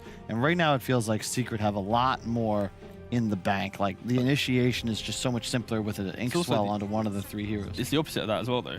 In game 1, why did they lose? They could take fights, but when they took a fight and they didn't want to take it, they couldn't get out. Now they have PL, Centaur and Void Spirit, all super elusive heroes in the game. So if Secret doesn't want to take a fight, they will always be able to disengage, reset, and then maybe go again. And when you have heroes like, you know, a Gyro, BKB, he can fight. Without BKB, he can't. ET, if he has ult, you know, like, these are very on and off heroes from Nigma. So, yeah, I like the idea of Secret, and it clearly sees how they've read game 1 and why they lost, and they're adapting slightly. You know, we need a bigger win condition. We need to be able to choose the fights we want to take. We can't just fall victim to, oh wait, Nigma's now running at us. We're done. So I like the slight evolution there, but for Nigma, they need to decide exactly where they're going with their heroes, unless it is just the simplicity of. I like the bans from Secret. They are one game up, of course, as well. So this would be that's why I want to see them get a bit creative. Yeah. They have last pick. That's so scary. Actually, when your draft looks this nice and you have last pick, that's spooky. I could see. I don't know who would play it, and I guess I know who would have played it. But Meepo last pick looks really strong. I think they need something that sort of changes the win condition. It looks like a Wisp support at the moment, and I'm just not sold on Wisp Gyro into the hero Secret half. Like Centaur considered a good counter pick, as is PL. And then a Void Spirit with the Inkswell just terrifies me. How are you going to stay alive as a Wisp ET support duo? How will you make active plays around the map? You know what scares me most is that Kuro barely took any time in the bonus time for this draft. He knew exactly what he wanted, and he has got almost 2 minutes left. Team Secret on the 1 minute ticking down on their bonus time. Looking for a hero for Yapsor as per Kuro's bans. Like, what's still in the pool that blows up Tiny? I mean, Io. I mean, Tiny was going to be... It's not a bad Rubik game. I love the bans. I love the Willow and the Rubik bans for sure, because when you have Centaur, you want that ranged area. So even like, I'd say like an SD as well, if that's still available. Against ET, you can purge everything from there so he's not too tanky. You have the save. Yeah, but that's real tricky. But yeah, it is less map pressure. And if it's the Yapsor, I mean, he'd just go Earthshaker, right? Oh, Sky. Even better. Nice. Yeah, we saw that in the first series. Seems somewhat underrated. Did it get changed at all? Which one? Skywrath. I think you just got a couple of tweaks, maybe a little more base intelligence. Yeah, nothing too left field for sure. It's the second time we saw him today. So really good setup. A lot of burst. Very strong with the Grimstroke as well. Like, this is actually an absurd amount of burst damage you can output. Double silence into Q spam. But if they don't win their lane, then they go into a difficult spot of PL has to hit jungle. He can't really go just defuse and fight because Gyro is that big magic damage to deal with that. Does Grimstroke PL lose a lane though? Like, do either of these side lanes lose? Sand King can pressure with the correct 4. I think maybe with the ET it's yeah, because if that is the duo lane, I mean that's most likely, right? The ET Sand King lane. It's a lot of punch as well. Sure. We'll see with their last pick. There's too much like up in the air with Nigma where they might be very creative, or they could just go. You can also Centaur isn't that one of those heroes that can actually do fairly okay by himself as well. And we know that Secret loves to leave Zai on an island, preferably on the safe lane island, and then go for the tri lane. This wouldn't be for right now. Dual lanes are like optimal because Centaur plus Sky. Centaur is the perfect buffer for a big like int explosive hero like Sky, and eventually Centaur is sufficient with Vanguard and Retaliate behind tower, opens up Sky to then rotate into lanes that might not be so good. Darkseer. Okay. Well, then we're going to have a little bit of a change of who's playing what. It is the the Miracle Sand King! Okay, this is kind of cool. Did not expect that. No, sorry for everybody's eardrums. Not at all. I was honestly expecting something, but this is the creativity that I wanted to see. Yeah?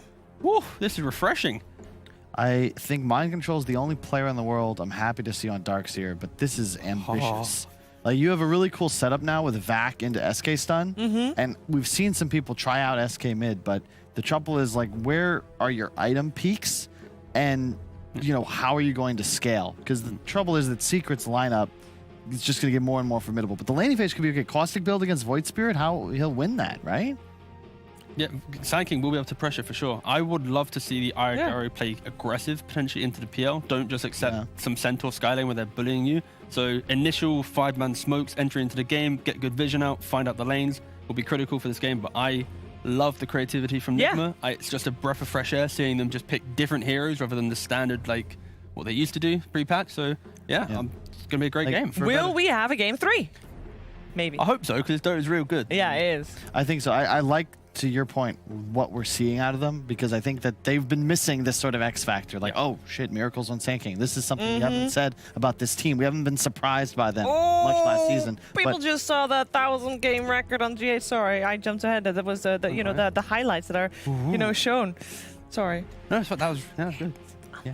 Just all right. Well, he should hopefully. I think he'll have another 1001. Yes, 1001. It is time to head over to a commentary team of ODPixel and Fogged. Enjoy. Thank you very much, Shiva. Yes, game 2 from Nigma versus Secret. I'm ODPixel here with Fogged. Hope you're all having a beautiful evening, ladies and gentlemen. And yeah, Fogged, what are you looking forward to seeing here? I mean, obviously, the standout thing has got to be that Miracle is on the mid Sand King. What? No, it's obviously Elder Titan. That's always going to be the thing that stands out for me. It's ET every time. My favorite hero. Love it. Unfortunately, it's a 5 position, so he's going to get no farm, so we're not going to see the true fun briefcase, but we got to see that earlier. It still fits well, though. I actually like how it fits with like the amping up. I always love heroes like Gyrocopter because it works in both synergies with the way the aura works. Sand King works really well with it. Same thing with Darkseer, too. So some fun stuff coming out from Team Nigma and Secret. They're going for more like your stable, kind of like these buffed heroes, and they do have good ways to actually like pick heroes off, but when I look at team fight, I'm terrified of this Team Nigma draft. Oh yeah. Oh, it's you got to be careful as a little old Scar really this game. I feel a few hits from a flat cannon and a stun, and Yapsor's going to be out of action every time. And I see potential for like the late game too, right? This Darkseer versus PL. You're going to have a PL eventually later on too. That's going to be incredibly powerful. So we'll see how it all kicks off. Nigma trying to pose themselves a bit aggressive since they do have that ET Sand King strength, but it will just be a 2-for-2 exchange, it looks like. Matu's going to go check it out, but my control is going to claim that rune. Yeah. I'm super excited to watch Sand King mid. I actually had a couple games with a couple Sand King mids, and it's been much more impressive than I thought it was going to be. I mean, because this hero, it had some sort of buffs on like the later talents, but nothing really that would change the early game, right? This hero didn't really get changed. It's just different the way that you can actually play around now. Like if you do get an Aghanims and the way you can actually play in a distance with your epicenter and even with your shard, I'll be honest, I've actually seen the shard being a lot more impressive than I thought it was going to be too. There's actually a lot of fun plays and fun, like crazy damage potentials you can do inside these fights. And it used to be one of the best heroes in the game versus PL for multiple different regions. Sure, Caustic doesn't apply to illusions like it did at that one crazy patch, but overall throughout the game, it's an AoE control versus illusions. You've got 2 different forms of clear, and you've got a buffed up ET spirit behind it that's going to make it stronger. I don't think it's going to be too much fun to lane against in the mid lane for Nisha here. That Caustic finale, I mean, you see it. Look at the damage that's being done. It's not fun. Any melee hero in a 1v1 against a Sand King is not going to have a great time, and it is just going to be one of those matchups as well that Nisha just probably hasn't played in too much when he's playing mid Void Spirit. No, I mean, any melee hero, like you said, it's so difficult, especially if he goes 2 points in the Caustic too, it's like devastating. I don't know if he's going to full commit because you probably want to go for more points in your Sandstorm and stuff, but the lane is going to be tough. Nisha's going to have to find some ways to recover, maybe get some help. Let's see how these side lanes are doing. Centaur versus Gyro. I feel like we've seen this one a lot in particular since you have that big, chunky base damage and great animation versus Gyro. Zai should do pretty well down here with the backup of Yapsor. And in terms of the PL, obviously just got hit last night or so by some further nerfs, but overall still a net gain for this hero after 7.29, you feel? That the nerfs are not enough to take him away from being still one of the stronger carries this patch? Nope, still feels great, especially into certain matchups where they just eventually they might not be able to deal with illusions. So we're talking about how they do have some good ways of just this continuous damage, but if he gets too tanky, you know, if Sand King's dead, how the hell do they clear illusions? Like, we'll get to that point later on, but yeah, this hero's still super strong. I mean, your item peak timings are just so damn good as mid. In the river, Nisha, he's got a TP. Have they got the damage? They do. He's out of lane with no TP, ladies and gentlemen. That's going to get a few tips coming into the mid here. And nice to see as well, you know, Nigma, a team where it's not about tipping your enemies, it's about tipping your buddies, tipping your allies here. Some very nice friendly tips here from Nigma this series that you got to take your hat off to. Oh my, and he got both range creep denies too. Puppy even shows up trying to get XP and he doesn't even give him that. Oh, I mean, like, Puppy knows he has to TP. He had to TP mid here. He's like, I'm not going to leave a full wave of experience to nobody. I mean, Nisha's only got 8 CS. I think he's getting, you know, demoted. He's playing support Void Spirit now. Puppy's going to start playing some mid Grim. And somehow they've done a great job top where a lot of times you see these Darkseers first 2 levels, there's like 10 denies on the safe laner. Matu has 1. My control's at 17 last hits. Puppy. Miracle. It's going to be alright. Bow strike not quite having the range to catch him. As Nisha has returned, he's made the long walk back to mid. Nice early bottle picked up from Mind Control. We see Kuroki's actually the one carrying it. That's why he went over there to fill up that rune. This is really nice for Darkseers as well now, too. Just being able to go for these earlier bottles. Of course, we've already seen the bottles on Darkseer, but just that much bigger of a benefit that you can apply pressure with bounties. I mean, I'm actually probably just going to continue watching this mid, because I feel like bottom, the gyro will start to recover soon, because Skywrath can't actually apply too much pressure, but mid is just, I don't know how Nisha recovers. He's going to have to like stack and just hope. It's hard. I mean, we've seen these games before where a Void Spirit just has such a tough lane in the middle, and your impact is just so much harder to have for sort of the mid game. You're going to be under leveled, and you're not going to have sort of that fast item timing that Void Spirits love to rush towards Orchids or Ags or just something, or Yules to make plays with. It's going to be slow because of this tough matchup you've had. Absolutely. And the one fortunate thing at least is like that is the only big stun that he has to worry about, right? It's the Burrow Strike. Besides that, there's some missiles and stomps that he has to deal with in a vacuum, but those are not as easy to, you can't really control Void Spirit as easily. We thought that. So at least Nisha does have that in the mid game that he will be able to just pierce right into whichever place that he does want to play. Miracle. Farming the small camp as well. Some efficiency here. Gets behind the tower, grabs the creep wave, takes it over to the camp. He'll happily clear up both of these with the caustic finale. That denies Nisha the potential to stack and farm that camp. He's even going to block it himself to make sure Nisha can't farm it. Going to get a ward up, and now he applies pressure onto the mid lane too. Great stuff that we're seeing from Miracle here in this mid lane. Oh yeah, this tanking mid looking very good so far. There's Kuro. Probably quite dead. He gets the stomp off actually with the TP. Kuro's away. He's going to be able to get himself back to base. The salve, I think that actually saved him. The salve and then instantly TPs right afterwards. It actually continues for a couple extra seconds, and he lives with like 60 HP. So yeah, that is probably what saves him. Clutch stuff coming in from Team Nigma. And bottom lane, it does look like we are starting to see after a slow struggle for RTW on the first few waves, he is catching up, and he's doing fine. They brought the pressure lane into his face, and he's recovering. He hasn't died. He's not fed down here. He's dealt with it. We'll see again on the replay. So let's see how much damage he does go down. So down to about 100 HP. He starts popping the salve. Let's see how much if they can do 100 HP. They did. Yeah, he went down to 20. He would have absolutely been there, just spot on. Spot on. I mean, Beautiful. just something about Nigma today where they're just completely turned on about everything. Nothing. They're giving it their full potential. And they're turned on about everything. Oh, I mean, I am watching them play. This is some brilliant stuff. Yeah, no, it's phenomenal. It really is. Like, the gyro has recovered. As you said, Centaur good versus gyro in the first few levels, but he's gotten better. And Skywrath overall as a hero, you're still kind of the same. You don't have this dominant early laning presence. Your hero really does start to fall off quite hard. You've gotten buffs, but they're not really that big. He's going to snipe some couriers, though. All right, yeah. Goodbye to your TP, Clarity, and Observer Ward, Mr. GH. As Yapsel takes that away. Zai, he's dead. All right, RTW and GH now in position to get kills onto Zai. If the lane wasn't sort of getting recovered as nicely as it was already, now getting kills on the offlaner as well. So much magic damage, just the overcharge bumping up the gyrocopters for Rocket Barrage. Even a 1,200 HP hero like Centaur just gets chewed through. And Skywrath has to watch. Skywrath does not contribute anything besides just a little slow that comes up from that concussive, which is the ability that got buffed. So he's got to be careful. Now the level 6 has been hit. They've got the extra bit of firepower with the cooldown if an opportunity arises for a kill. Yeah, and I know he really wants the Vanguard because it really is like the best item you can get on Centaur, but there's a lot of arguments for a hood that might be necessary this game. There's just so much magic that's coming out from Nigma.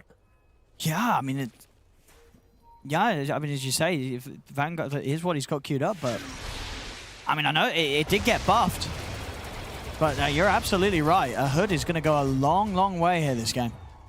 It feels really good on Centaur, though. I do have to reiterate, like with Retaliate and with the Vanguard, I've seen like everybody doing it now too. It feels really good, but this game, like I'm saying, it just could be appropriate for him to actually go for hood, maybe even pipe eventually in this game. It's Miracle. almost has his Blink Dagger finished. So he's going to go for the rush, just playmaking. He's not going to go for some type of greedy like Aghanims, it looks like. He wants to get really active, and I like that because he has Ion Shell too. So he can just run around the map with Ion Shell, with this Blink looking for plays, while Io and Gyrocopter can relocate and join every single one of these fights too and just farm. So I like that he's going to go for this and hope he does continue to go for the Blink. Then he can hunt PL. He can actually just find catches on PL, because PL, as we know, it takes some time to actually be able to get involved. Oh, they want ILTW. They're coming in with the Stampede. They're charging him down. Can they keep him alive? The charges come out. GH keeping him alive for now. Burrow Strike comes in from Miracle. The counter plays there from Nigma. As Zion Puppy will fall, Nigma keep ILTW alive. I think Miracle was bottling GH as he TPs into, so those little bit of extra increments of healing coming from the IO tether, it gets amplified, it gets turned. 4-0, Nigma, 0 mistakes so far, and they've even forced PL to jungle. This is just all looking fantastic for them right now. This is some crazy stuff. And Miracle just casually 4.6k net worth at the moment. 1k ahead of that of Nisha. He's got Blink, he's got Fairy's Trinket, he's got Epi. He can kill like anybody really on the map if he connects. See if they're able to get the jump Thinking on about Nisha. it. He's gonna wait for the darks here, it looks like. Maybe just the +1, that little extra control with the vacuum. They need it. They need it. Wouldn't be quite enough damage between him and the ET, so no. A third was needed. Still? Oh yeah, there's no points in the aura yet on Kuro either. He's gone for just, he's 5 positions, so he can't. See what sort of a jump they can get. This is all under the ward, so that the Blink reveal will be spotted out by Secret. Nisha actually going to get the jump on the Kuro. I mean, he's actually able to walk away. Miracle's in with the Burrow Strike. The stomp down Nisha. He's going to jump in for the kill. He's not going to get it. Kuro's going to live. Oh, no. They just can't get anything this game, Secret. And now he may have revealed the fact that there's a ward on the high ground there, too, with the way that he moved instantly to when Kuro was making the rotation over. He's just not dying this game, Kuro.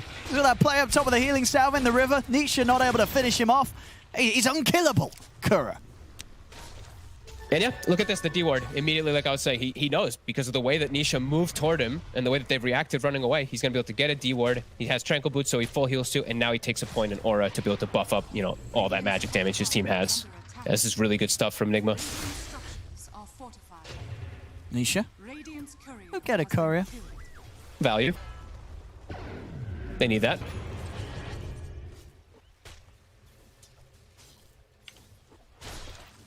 Well, this time, ILTW he's going to be ahead of Matu's farm on the PL.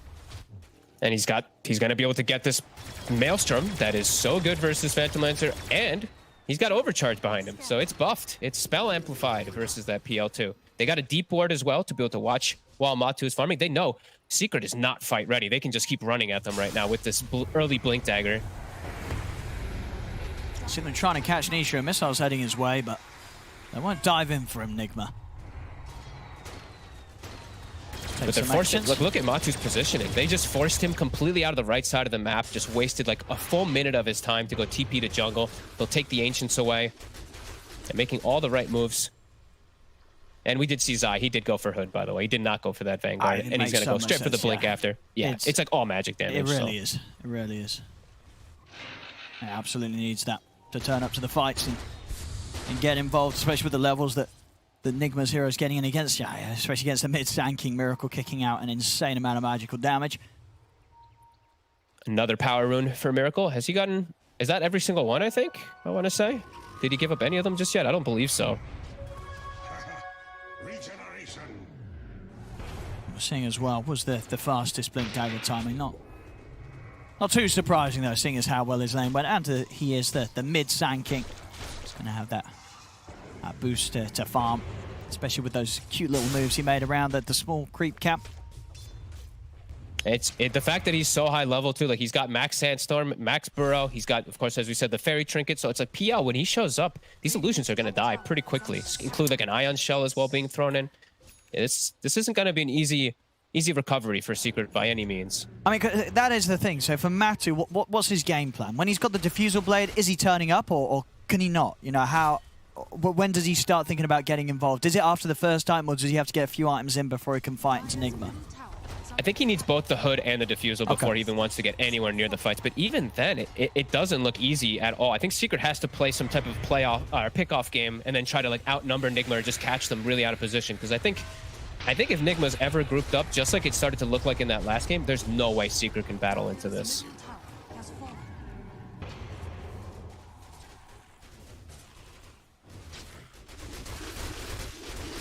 Like 3 points in vacuum even too, on top of everything. Like mind control, he's just maxing it out. So it just synergizes so well with the call down, with the Sanking stun, with the Earth Splitter as well. Yeah, it's gonna be tough. Secret, they are smoked now. I believe they have the blink and the Atos, so now they can actually make plays. Nigma's on the high ground though. Stampede in, they're gonna get the jump onto RTW with the Mystic Flares and enough burst to take him out. It's not, he's gonna get relocated over to the side, but Matu's there waiting. We'll be able to kill him off. Now turn towards the next 2 targets, Soulbind with the setup, but Secret a little hesitant on committing into this, even with RTW dead. Miracle, he epied the floor. Well, the floor's dead, I guess. A Secret, they've got to find the IO. They're going to be able to jump over, get the grab on the mind control. The setup's there with the Remnant. They get the vacuum. Oh, the bar straight. Oh, there's the combo, baby. There's the combo onto the 4 of them as they take down 3. And Miracle's not done yet. He's running down Matu. Matu and Yapso, they've got to get out of there. As there we have it, as you were saying before, these points in the vacuum, the setups there from mind control. And Nigma with a beautiful turnaround. They don't need the carry in the game. They just need those 2. Miracle and mind control comboing it up perfectly. Nearly 3k damage done there. As, hey, he didn't need an epicenter. It shows the epicenter, but that's the one that hit the floor. That was only a burrow strike, as well as the caustic and the sandstorm. Oh, he doesn't need no epicenter. The floor can have it. I just want to see it again, honestly. Let's bring the replay already. Everybody just wants to see that vacuum again. Let's see that. That was just way too pretty. But they did get the kill. They got the gyrocopter. They surprised him with the blink and the Atos reveal. Don't think it's going to catch them again, though. God, that was so pretty. I miss seeing Sanking Darkseer together. You know, that's how you make Darkseer work, Kyle. Or that's how you make Sanking work. You just pick Darkseer with it every time. Sanking Darkseer. Make that combo. I mean, yeah, that was always one of the sort of the funnest duos to have, paired up with the Darkseer. But not up top. Nisha, he's actually going to go in on this. They're all here. They're in onto RTW. And can they burst through? Mystic Flare's going to get dropped down onto the IO. Will kill him. RTW is still able to get his spells off. The cooldown's out. And Nigma's going to be able to turn this one around. They've found 2. They're looking over towards Zanova. They've got the catch on Zai. And Matu, he shows up in the back. He does kill off Kuroki, but now he's being chased. He used his doppel. 5 seconds remaining on it. They're actually going to throw the wall. Yeah. Start getting the illusions working on. So Miracle's going to have the jump up in a bit of time. Yeah, it's ready. But there is an invis rune. Or do they have detection? They don't, but do they need it? They do. The vacuum not quite able to catch him as Matu. He's able to walk out of there. The invis rune saving his life. Oh, I say that. Miracle's actually still chasing, and Matu does show to farm the camp. But he's fine. Yapso's by his side. He'll get out of there. 12-4 now, though, for Team Nigma. And they're at a 4k advantage. Gyro survives during all that big brunt. Look at how he's building on IL2W. A casual cloak thrown in there, give him the Sage for that increased health too from the IO. I love the little extra stats. Oh my, look. With the ET Spirit on top, just beautiful. Oh my goodness, let's look at that again. One more time. I mean, that vacuum sucked in a good way. 4 heroes straight away. Somehow Yapsor's right on the cusp of it too. That could have just been all 5. They got to watch out for those combos. And back in the action, Yapso does die. RTW to pick up a kill, and on the mid lane, Miracle's already making the jump in onto Matu. Get the vacuum, surging Miracle up as well with the Sandstorm down. Matu's out with the Doppelganger. Just continuing to slow him down. Every time he shows his face, I'm seeing Miracle. No hesitation, he just runs where the PL is located to just stop him from farming. ILTW continuing to keep that lead. Yeah, top net worth at the moment, 4, 1, and 3. Nisha farming that creep pretty aggressively. He does have the steps, but there's some catch. Burrow strike into the Stomp. He's still got a step available. In fact, he's got 2. He's up to the high ground. If they've got anything to they have mind control with the vacuum. He's got another step. He's still running, but Kuro's chasing. Kuro's ready to give some punches. He's out to the side with the Assimilate, but he's got no further escape as Nisha goes down. Another kill for Nigma. Oh, Are they going to join their relocate too? I think Secret wanted to go, but yeah, Nigma's too close. They smoke immediately. They're going to opt against looking for the battle there. I mean, they're just running at the them. one on the hunt. There's no Nisha. Dead for 30 seconds. Nigma's got the numbers. Miracle. Blink down for 8 seconds. Can't quite get on any. Radiant's bottom tower is under attack. More time wasted though. Matu does not want to just sit in the trees up here. So many moves, so much action coming out. I think you'll be forgiven for thinking we were anywhere further into the game. We're only 18 minutes in. But already some of the items and timings that Nigma's hitting and these kills, 14 against the 4. It's looking very spooky for Secret. They've got to try and find some sort of recovery plan here, but Nisha, Zai falling behind. Now Nisha, on the Void Spirit, as we said, that this is not an easy hero to catch back up. He's 1-4-0. Yeah, really struggling, and they're struggling to really do much of anything. I'm seeing Puppey doesn't want to really show himself. He's also gone for a fighting build rather than a pushing out build. So who's going to really push out lane so much on their team? They have Skywrath and Grimstroke has level 1 Q. So the Centaur probably has to show in lane sometimes, which just completely removes any of their actual ganking potential. So it's just tough for Secret to just play the macro game at the moment versus Team Nigma, who just is looking for battles. They're just running at them. ILTW finishes the full hood. He's like, I'm only dying because of Skywrath and this Centaur burst damage. Screw it. Just tank up through it. SNY and Hood, yeah, he's a tanky boy. Smart builds here. He's just charging straight in. That's how confident he feels right now. He's running up into the 3 of them. He'll turn with the Stampede. He's going to get the save here as the heal comes through front. GH, RTW getting low. The backup's there. Miracle comes in with the burrow strike. The vacuum wall is dropped down. Goodness. As RTW finally falls, there'll be a buyback from Zai. Miracle's just running them down. Matu's got no escape. As they lose them one by one. Mind Control still alive. Zai trying to finish him off, but Miracle comes back in with the burrow strike, jumping in onto Zai. Zai will fall. Nisha with another astral step crosses across Mind Control, but it isn't enough damage. Mind Control still alive as Miracle just runs down Nisha. Burrow strike onto the Void Spirit as it's 4 dead on Secret. They want more. They're not done yet. They're Miracle into the base. He's ready to start diving tier 4s. They've got the setup with the Yules, buying time for the burrow strike. He'll be silenced, but it doesn't matter. They just chase him down with the right click. The towers are hitting hard, and Miracle will die for this dive. Puppey coming in as well. Can they punish GH and Mind Control? As Nisha's chasing, he's coming with a buyback for this. As GH is looking pretty dead. Mind Control will manage to TP out. GH, he will go down slowly, but surely here as Puppey and Nisha chase him out. Essence Ring buys him a bit of time, but he'll still fall.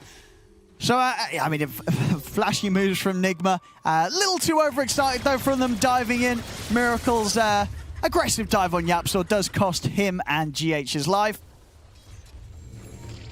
Great glyph usage right there, we'll call it. As they catch them a little bit off guard. Overextending. ILTW almost gets saved. I think it was Yapsor who comes in clutch with the 8 toes, stopping the relocate initially. That fight could have been a full-blown disaster, but it still was pretty one-sided. We'll see this dive again. I mean, as you say, what was the thoughts there? You can't underestimate how much these tier 4s do hurt. A few tower hits flying through, and that's a recipe for a pretty dead tanking.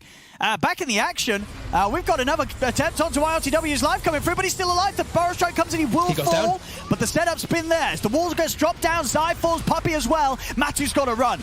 As Nigma, they're chasing him down. The hard hits coming out from Kuro. As Matu's trying to run, Miracle's going to be able to find him again with the burrow strike. Double kill for Miracle. As we're seeing, Matu he can't show up to. It just feels like he can't show up to fights. Like the ET aura, it ruins these type of agi heroes so badly. And with the type of game state that it's been, like Nigma just battles right through it. They lose ILTW, but who cares? They're fine with taking these fights still. As Miracle on the chase again. Let's see if you can control Nisha long enough. He has got the Yules. Nisha's up to the high ground. Mind Control's him with the jump. He's going to be able to get the vacuum actually onto the 2 of them. And they're going to continue to chase. Miracle's in with another burrow strike over towards Yapsor. Yapsor's gone. They are respawning though. Zai is about to come back too. Nisha, can he get back in on this? He's going to be able to get the catch onto Kuro with the ink swell set up from Puppey. Think of the Phantom's Embrace. So Miracle's got an epicenter. He's ready to go back in, but Nisha's off to the side. Miracle not quite able to make the jump in time. As Nisha's out. Immediately again though, just right back onto the enemy side, not looking to push out the side lanes so much, just keep looking for this battle, force these reactions. As that looks like now, Roche is going to be on the menu. Yeah, They've got the pipe, as they finished a while ago on mind control. They're feeling really strong around this area. Even though they don't have the epi, they're still feeling that confidence. It's got to be worrying for Secret. I mean, the last 2 team fights we've seen that Nigma has still won, there have been team fights where RTW has died at the start. You know, there have been fights that he's not really been able to have too much impact at all, and it hasn't mattered. Nigma still taking the team fights very easily. And just, you know, very impressive sort of showing of the trust that ILTW has in the team to sort of clean things up, even if he does go in first. You know, no fear from him at all as he voluntarily initiates both times, knowing that even if he does get fully focused and taken down, the rest of Nigma are going to be able to get the cleanup. You know, these moves, they do seem coordinated. This isn't him just going in, you know, like a headless chicken. This is planned moves from Nigma. No, he knows that he needs to be the one to eat the brunt of the spells, because then it allows those big counter initiations, the Elder Titan, Sand King, and Darkseer. They can connect with all those big spells. He's baiting Secret to stack up for that big vacuum. Yep, sir. He'll be all right, but he will lose his ward immediately. I mean, they're also high level too on this side of Nigma. I'm noticing like ILTW is actually 15. GH is 15 because ILTW, as you said, he's died at the start. All the other the supports and everybody else has been amplified so much, and it makes a big difference. Like ET, he's got max aura. And it actually makes such a big difference when you're playing at this point in the game, and you can just negate all that magic resistance, all that armor away from the PL in particular. And now PL, we do see Matu, he's got the shard. So now maybe he can play from a distance where he's throwing lances, and then he can wait till the ET or one of these annoying heroes is taken out of the fight, and then he can start getting on top of them again. But it's going to be a tough climb. Because he was still an Ancient. Miracle. Looking for Zai. Zai is going to put the Stampede. They're going to have the Yules into the Stomp. Zai, he's gone. No hesitation. Miracle immediately gets the kill top, TP's mid, starts running over to connect to his team, just looking for the next battle at every single moment. I mean, they might look to dive this. Mind Control surging himself forward. They're going to get the cooldown, drop down onto Yapzor. Yapzor, there's no escape for him. Another guess. 26-9 here at 25 minutes in. I love the bloodthirst. There's no passivity coming out from Team Nigma. It's literally just everyone is looking for fights. No one's like even thinking about the lanes because they've got a Darkseer. It just naturally pushes in with the Ion Shells. They're just looking, just swinging from one side of the map to the other.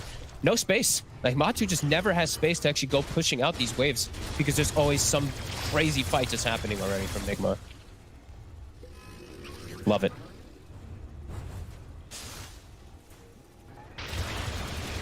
Look to take the safer tier 2s here as Secret sort of left stuck in the base now. It's just getting harder too. Like that's the thing. It's like maybe if you feel like the PL is going to be able to overwhelm at some point, it's not. He's playing into some natural counters, the itemization that Nigma's building up to just enable this gyro more too. The max solar crest, they're going to have the Aghanims finished on Darkseer eventually. It's already got pipe. So many different things to just ensure that they're going to win all these fights. The PL will not ever become that true carry. Ag's already finished on Sand King now too, so even further chances of initiation range. Up to the base they go, forcing out the fortification here from Secret. RTW keep pushing up. Just casually tanking the Mystic Flare, he doesn't care. Nope, he'll get healed up real quick. That IO behind. They're going to look for the jump, but Miracle's over the counter. Okay, they've got the vacuum fall on the two. They're just dead. Sai and Nisha just wiped off the face of the game as RTW's diving in for the cleanup. Puppy's gone as well. Matu's got to try and jump his way back to the front, and they're going to call it. They're tapping out of this one as GG is called. Nigma take game 2. And with that, the series, there's 2-0 against Team Secret. You know, Team Secret that was top of the league last season, Team Secret that was second at the major. Nigma, they come in with a new change to the roster, ILTW in the carry, Miracle in the mid, and it looks phenomenal, Fogg. You don't get to see this sort of debut after a roster change look this good ever, really. No, they're killers. And it's not like they're winning through just like sitting back and farming. They are just relentlessly running. The first 10 minutes, first 15 minutes of the first game, it took them a moment, right? They were starting to get themselves warmed up going. This whole last game, they never let up. Miracle just non-stop bloodthirst, non-stop action. I'm loving the synergy between this team now. I'm loving how Miracle and ILTW work together. And just like you said before too, how confident and how they're all trusting each other, right? ILTW running in, dying, just knowing, hey, either I get saved or we're gonna win the fight anyway. Even if I die, my teammates are gonna recover. This is good stuff. This is exactly what we want to see from Team Nigma. Absolutely, very exciting stuff from this squad. And yeah, as you said, you know, RTW and Miracle throughout the duration of the series, the 2 games against Secret, only dying really a handful of times. And, you know, whereas with game 1, you can maybe say, hey, well, Secret came in trying something different. This game, Secret weren't messing around with the draft. You know, they're pulling out the PL, they're pulling out the Grim Sky combo, the Nisha Void Spirit. It didn't matter. If anything, this game 2 looked even more one-sided than game 1 as Nigma.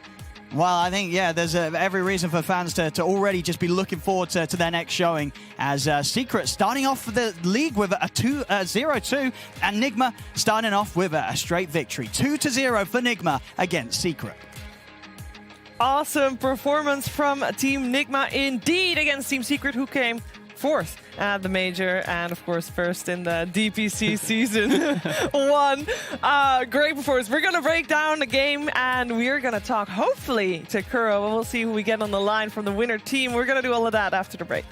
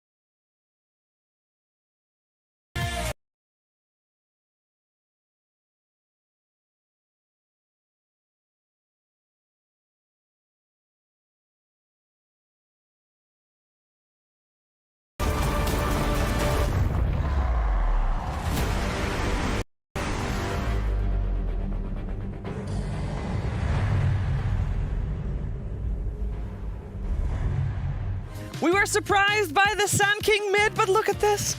Whoa. It was so good. good. That was some top tier gameplay from Team Nigma. The combination with the vacuum from mind control. And I mean, the epicenter was whiffed for that fight, but it didn't matter at all.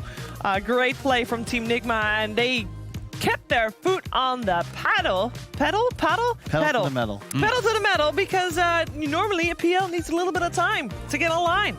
And Matu did not get that time, meaning Team Secret had to tap out already at minute 26. Yeah, I just state also, this looks like a completely different team. It's so refreshing. Perfect. ILTW also, what a debut. Love the hood pickup on the gyro. The stacking damage reduction with the IO overcharge means you basically just don't die. You're tanking all this magic damage. What? But I'm just going to say, how many times did you see RTW, the phrase, the dangler, was he out there by himself and suddenly, Teva's in, he gets a little bit more life, then a surge guy, then a bar strike, then an epicenter. It was like just beautiful. Team effort. Exactly. Beautiful teamwork from Nigma, and it's so refreshing to see a team, not only when we're looking just in the EU region, fight up against Secret, but to dismantle them pretty much. It just... But it's also like, that's the team we've wanted to see. Yeah. Right? They're playing with pace. You know, Miracle mid, he played Puck, he played Sand King. I'm down. You know, I'm expecting the Invokers, the Shadow Fiends. We're going to see a slower couple years ago, mate. Miracle hero set. But no, he's back. This is something we haven't seen since what? Like, since TI7? before he was even earlier. TI6, like I mean, with they want OG and they want Majors. TI7. It just looks like they're having fun. Fair, That's that the was, key thing. Yeah, they're not locked into anything. They don't feel like they have to do more to win the game. They get their heroes, they hit their stride, and it's so much fun to watch. It was really, really fun, really refreshing. Of course, on the receiving end of that was Team Secret, who lost the series, and they did not lose a series in the DPC season before. So we'll see how they recover in their next series. But first, we're going to listen to Purge, who's going to talk to us about Miracle's Sand King mid. Thanks, Cheever. It was definitely the star of the show in the previous match. And what's so powerful about it is that Caustic Finale is an incredible skill if you are against the right heroes. If you ever played Sand King against range heroes, you're like, is it even worth it for me to skill this point? Well, against a Void Spirit, it absolutely is, because the hero needs to stay in the lane and continue to contest it. So every single time that he ends up hitting a melee creep that blows up, it deals, I think, 70 base plus 10% of the HP. That's a 130 damage nuke for literally just a skill point. And the AoE is 500. That's massive, which makes it very difficult for Nisha to even navigate this lane and to go for last hits. And sometimes he makes little mistakes like this, where you get a slap and a burrow strike in, and these mistakes don't happen that much at the pro level. But I'm sure it's been a while since Nisha played mid against the Sand King, or at least played in a melee matchup against Sand King. It makes it so much harder here. Look how confident Miracle is playing. He burrows after Nisha gets the bot water rune, and then he realized that Nisha's probably going to beat him, so he just starts fighting him, calling for a TP most likely, which is what rotates GH over. They get Spell Amp as soon as he activates Overcharge for a little bit extra damage, and they end up getting that first blood, which is an even bigger advantage to Miracle here in the first lane. And then what he does is something that normally we only see by like offlaners when they're trying to avoid fights. He pulls the creep wave into the small camp, and every time he does this, in this case, Nisha made a huge mistake here. Let's check how much HP he lost here. Goes from a total of 518 to 213. He just took 300 magic damage by being a little bit too close to those creep waves and the neutral camps when he died. He would have been better off to stay in the creep wave, trying to clear it. But again, the problem is Void Spirit does not clear those waves very well. And then ultimately, the great rotation from Miracle as Gyro barely survives. He gets the 2-man burrow strike with the Sandstorm, and that's why he was able to buy Blink Dagger at just before 9 minutes. It was an insane performance by Miracle. Perfect matchup, great drafting. Nigma takes the series. Yeah, they take it convincingly. Great drafting indeed. The curveball Sand King working out amazingly well. And overall, I mean, that is, as we said, Team Nigma is back. You know, they always have used a little bit of warm-up time every season, actually, every DPC season, every tournament. That's where the famous, Team Liquid runs from the lower bracket came from. This time, they just needed a whole DPC system, DPC season as a little bit of warm-up. Hey, Kuro, congratulations on your opening series. Hey, guys. Thank you very much. So, the DPC season 1 was like a warm-up, and this is your true form again? Is it a flame? No, it's not. It's not. Shiva. No. It wasn't intended as a flame, sorry. No, I mean, we are like feeling more pressure to perform for sure. So yeah, just trying our best, like always. Yeah, a lot on the line, of course, with the way the TI invites are expected to go in terms of points, and you're being, well, as stacked as it is. How do you deal with that pressure? Like, can you recreate the pressure of a LAN tournament, basically from your room at home for 6 weeks? That's basically impossible. But we're like seasoned players, most of us, so we're used to it. For my worry was only about ILTW, how he's gonna deal with it. But man, he played insane, so I don't need to be worried. I don't think you do, indeed. You also have a new partnership with your team, and I believe you're gonna go on boot camp at some point towards them. When are you gonna go, or are you already there? We're gonna go after Ramadan ends right now. Oh yeah. We're in Ramadan, so we're taking it a bit easier. So in about 3 to 4 weeks, we're gonna start boot camping. Probably at that time, we're gonna play, I think, our last 2 DPC games, something like that. All right.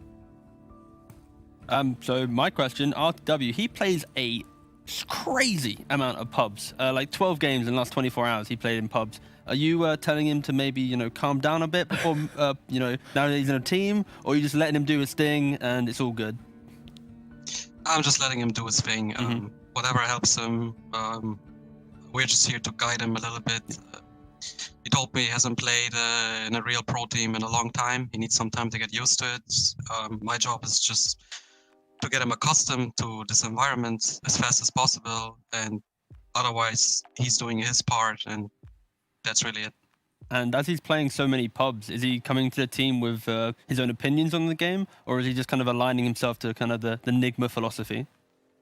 He's bringing us some fresh ideas, mainly about heroes he wants to play, what he wants to do. So it's always about finding a middle ground. I'm getting inspired by him, he takes inspiration from us, and the goal is just to bring it all together. Sounds good. Hey, so that series, you guys played really fast, much faster than I think you guys demonstrated in the previous season. Is that a stylistic change? Is that just how the drafts played out and you kind of just felt this was best for this specific series? Or do you think you're going to continue to put Miracle on these playmakers with this high aggression, high tempo style? Yeah, our favorite style is that what you just saw. It's been actually something we've tried to create for a very long time. In some tournaments we succeeded. I think the last really good tournament we had was like 1.5 years ago, was the Mad Moon one, where we also played against Secret, and we also played super fast there. So it's been just our playstyle. We want to smash our opponents, we want to destroy them as fast as possible. We're going for that, and that's the style. Gotcha. And I guess the follow-up, because I would agree, like I remember watching you guys reverse sweep that tournament. I haven't seen you play like you did today in some time.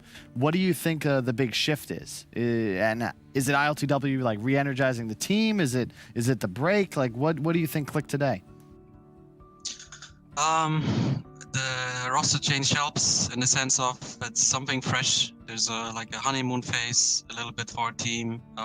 We're more unpredictable. People don't know what's going on in the draft.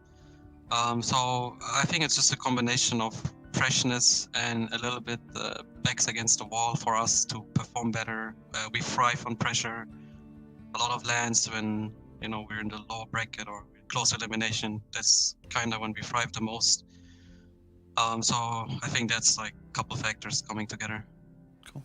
And as a player who has seen so many patches come and go, we also would love to hear your opinion on the current one. I like it. I mean, Ice Rock is just a genius. No matter how you look at it, the way the game is designed, it's insane. Like Dota is such a good game. Like let's look at competitive Dota. Like you see all these teams, EG, Secret, OG, LGD, IG. So when you look at the drafts, for example, every single team has a distinct style of drafting.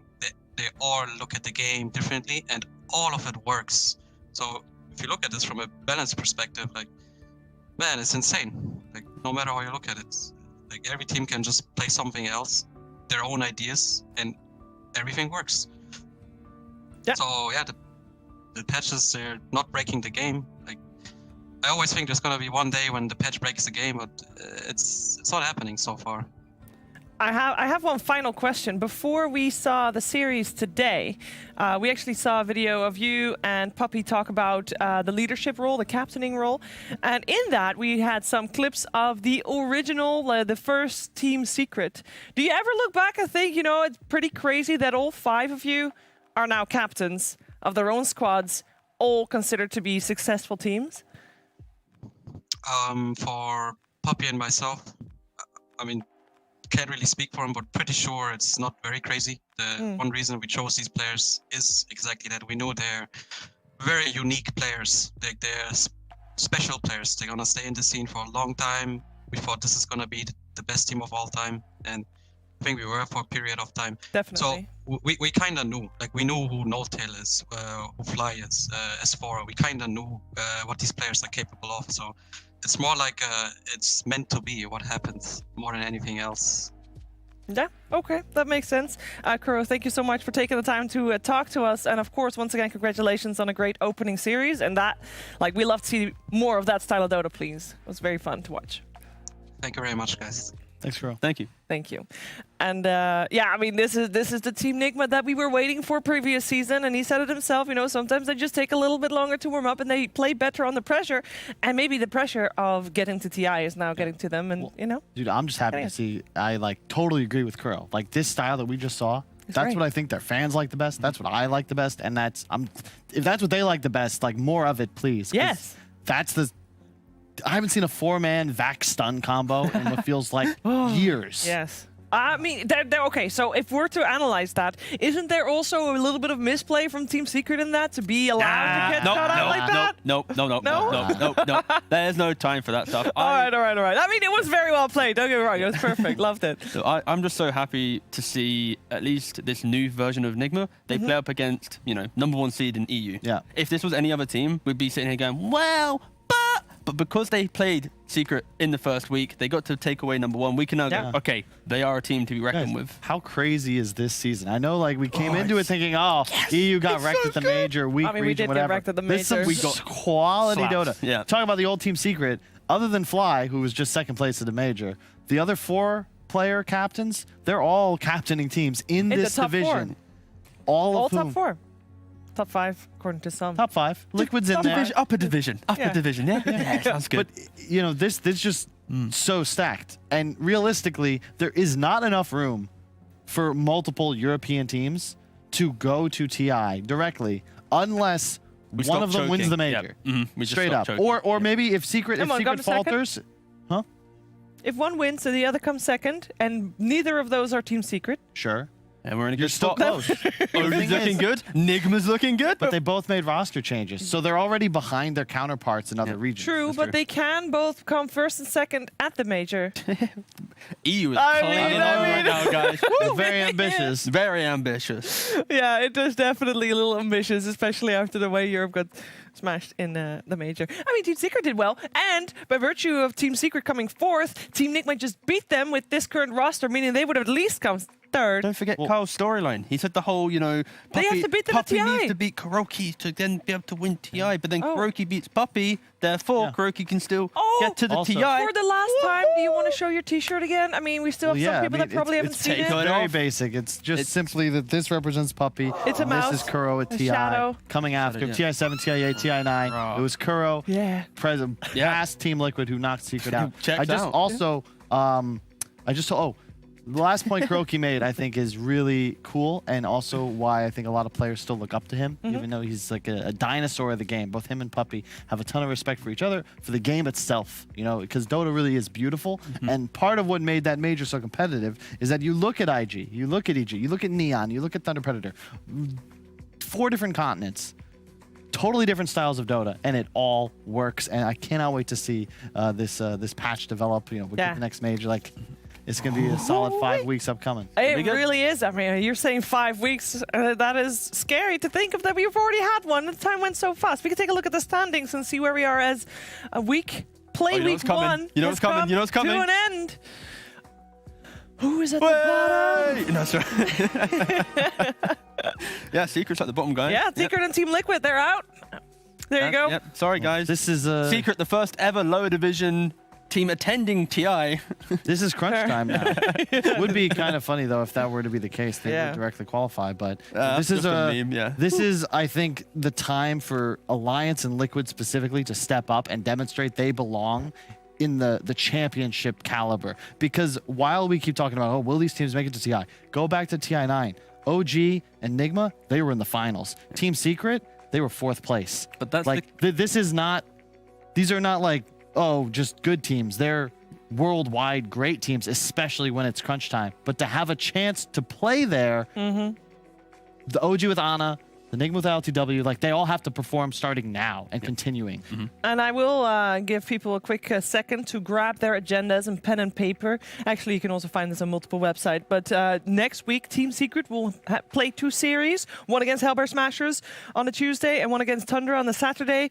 Team Nigma will play 2 series. One against Team Liquid on the Wednesday and one against Alliance on the Saturday. It's going to be days that you definitely do not want to miss. What is Nigma's schedule? I mean, they're having an intense schedule. They get a roster swap, and it's like, okay, guys, can you please play Secret? Surely, if you're on a winning streak, you want to play them as fast as you can. This is good, but it's just before this series, looking at those 3 games, like, damn. How about Alliance, man? They opened with Liquid. I know, they got next week. They have OG Team Nigma. Yeah. They have to get a win next week. This is amazing. They're not top 2. They already have a win against Liquid anyway. But so much better, actually. I like the good games being start. I don't like, easy games into then good. It's like good straight away, a couple low weeks, and then the last 2 weeks, whew. You know what? We say this every single time. You can't think of it like that. Every single series is a playoff series. You gotta bring your A game. It's also, I think, it's early. We only saw 1 series each. But these are re-energized OG and Nigma. These are teams grinding. Sure. They're getting into TI mode. Oh yeah. Okay, they're not quite there yet. Oh, that explains it. Secret's also getting in TI mode. Yeah, that's very true, Sheba. Very, very true. Sorry. Oh my god. It's actually brutal. We could do clips of an entire day where it's just Sheba, daggering different players, pros, personalities. Jesus, that hurts. It's all good. It's Sorry, all good. Secret. I mean, this is like Kyle said. It's only 1 series. It's only the truth. No, you can be top 4 to make it to the major, and then you can make your way over there. I'm sure that they are going to break the pattern at some point. Surely. Hopefully for them anyway. But that was it for all the Dota 2 today here for DreamLeague Season 15. But on Monday, we shall return. And this is the schedule. That way. This is the schedule. Is that it? It's Monday, yeah. Yeah, it's No Bounty Hunter taking on Viking GG. And that will be only 1 series, but it should be a really juicy one as both teams coming off a win, because this will be the 2nd series that both of the teams play. And I think there's a lot of pressure on especially Vikings to perform for that one. Yeah, coming from the upper division. No Bounty Hunter were kind of the solid 3rd, 4th place team from the lower division last season, so they clearly proved themselves. And Viking, of course, is by far the best team in that division. They should quite easily crush it. But 1 bad week, they drop a series, and you can start questioning. But for sure, Viking are the favorites. 1 bad week is all it takes for you to not be able to make it to an upper division. We did look up the rules, by the way. Everybody that is playing in the DPC season will have a chance to play in the qualifiers, correct? Is that what we saw? Yep. Yeah, doesn't matter which ranking you go. Actually, if you're bottom 2, do you still count as being in the season? I hope not. Make it brutal. I mean, they're in the qualifiers. They're out. Still. You can still try. Give some people some free wins. That just sounds like you're rewarding losers. Okay. Not like that. But it does mean that there's definitely going to be a lot of teams in the qualifiers. So if you're playing a lower division, you do have that security that you know that you can play for qualifiers for TI10. That's what it's all about, of course. Unless potentially the bottom 2 situation, like we just kind of said. Yeah, but I don't think that's the case. I hope it is the case. But who knows? Who knows? It's so exciting, isn't it? He's a brutal. I was told I'm the brutal one. What's up, Kyle? Nothing. I was just checking my watch. What's the time? Oh, what's the time? I will tell you. It's closing time, because that was it for today. 23:23 is indeed the end time here for today. We'll be back on Monday with more DreamLeague Season 15 powered by Incel. See you then.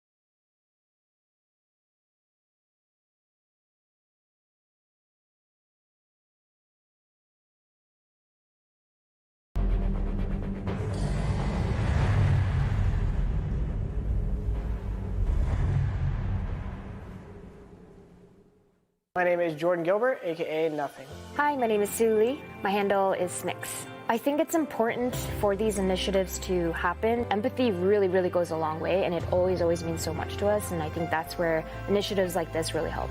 I encourage everyone in the community, anytime they see bullying, anytime they see someone getting called names, I encourage you to step up and say something. Good luck, have fun. Good luck, have fun.